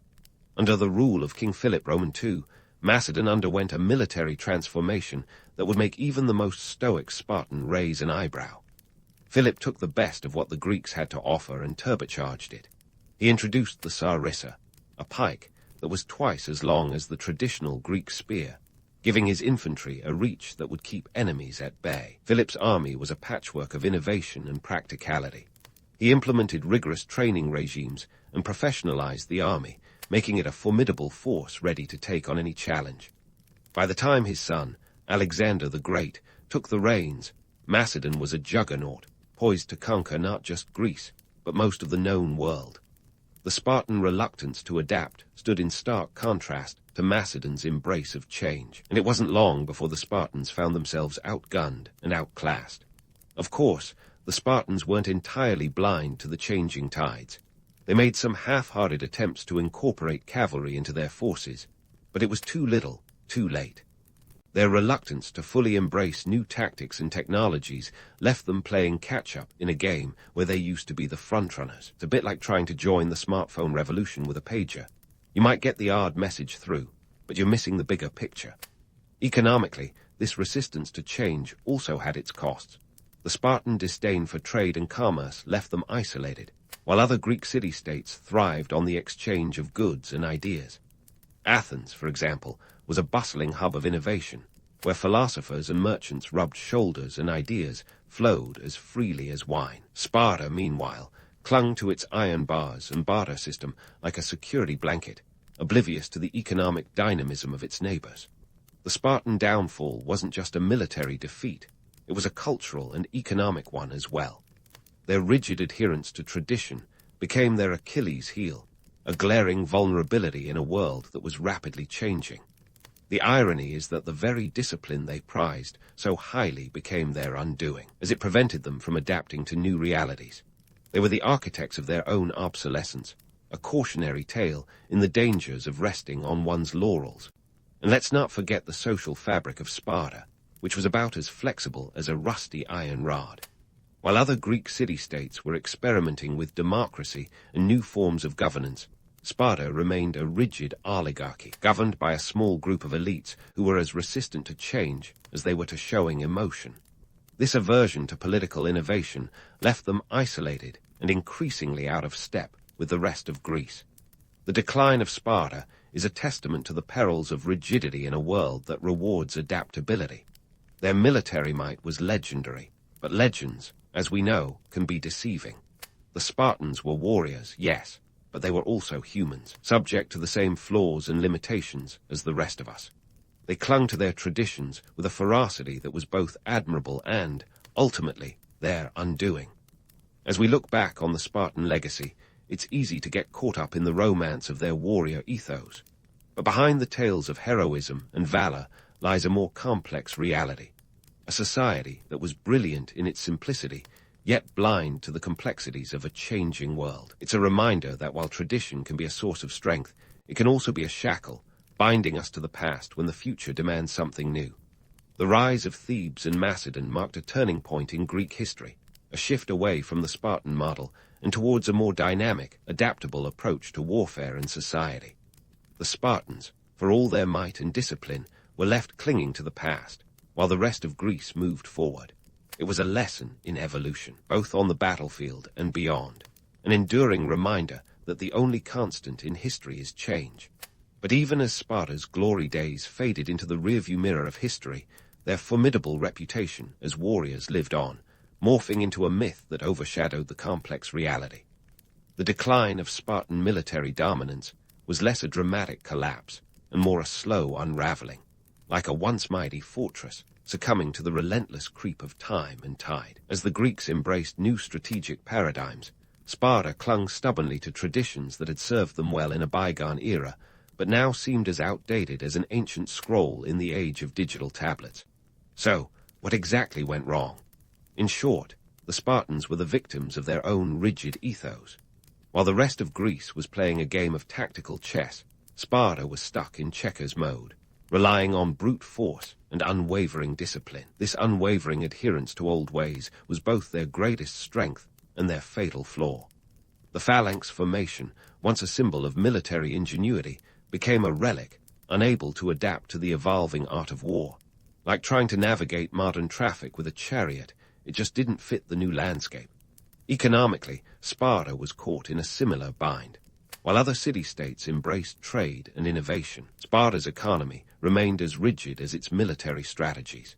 Their disdain for wealth, and the iron bars they used as currency, meant that they missed out on the prosperity that trade brought to places like Athens. It's no coincidence that while Athenian coffers jingled with silver and gold, Sparta's iron currency barely made a clink. This economic stagnation left them unable to fund the kind of military innovation that their neighbors were experimenting with, leaving them a step or several behind. Politically, the situation was equally grim. Sparta's oligarchic system, led by a small group of elites, was about as flexible as a marble statue. While democracy was blossoming elsewhere in Greece, Sparta clung to its rigid social hierarchy, stifling any potential for political innovation. The result was a society that was out of sync with the dynamic, constantly evolving world around it. It's as if they were trying to play a symphony with only one note, beautiful in its simplicity, but lacking the richness and depth of a full orchestra. Yet, despite their decline, the Spartan legacy lived on, echoing through the corridors of military history like the ghost of a once mighty warrior. Their emphasis on discipline, unity, and strength left a lasting imprint on military tactics that can still be seen today. Modern armies, from the Roman legions to today's elite special forces, have drawn inspiration from the Spartan model. The idea that a small, highly trained group of soldiers can achieve outsized results is a concept that has transcended time and geography. But here's the kicker. While the Spartan myth of invincibility endures, it is a selective memory, conveniently overlooking the more inconvenient truths. The romanticized image of the fearless Spartan warrior, standing firm against all odds, glosses over the harsh realities of their society. The brutality of their training, the oppression of the Helots, and their economic inflexibility are often swept under the rug in favor of a more palatable narrative. It's as if we prefer our heroes to be flawless, even if it means ignoring the blemishes upon their legacy. So why does the Spartan myth endure? Perhaps it's because their story taps into something primal, a fascination with the idea of the ultimate warrior, unyielding and unbreakable. In a world that is often chaotic and unpredictable, the notion of a disciplined, unstoppable force is alluring. It speaks to our desire for control, for certainty in the face of uncertainty. The Spartans, with their unwavering focus and ironclad resolve, offer a glimpse of a world where strength and discipline reign supreme. Yet, as we reflect on the Spartan legacy, it's crucial to remember that legends are but one side of the coin. The real story of Sparta is a cautionary tale about the dangers of rigidity in a world that rewards adaptability. It's a reminder that while discipline and unity are powerful tools, they must be wielded with flexibility and open-mindedness if they are to stand the test of time. In the end, the Spartans were both masters and victims of their own making. Their story is one of triumph and tragedy, of glory and decline. It is a tale that continues to captivate, not because of its perfection, but because of its complexity. The Spartans were warriors, yes, but they were also human, fallible, flawed, and ultimately as bound by the forces of change as the rest of us. As the curtain falls on the Spartan saga, let us take away this enduring lesson, that while tradition can be a source of strength, it is also a chain that can hold us back. To navigate the ever-changing tides of history, we must be willing to adapt, to innovate, and to embrace the new while learning from the past. Only then can we truly honor the legacy of those who came before us and forge a path that is both rooted in history and open to the possibilities of the future. In the end, the Spartan legacy is not just a story of warriors, but a testament to the human spirit, resilient, unyielding, and ever striving for greatness.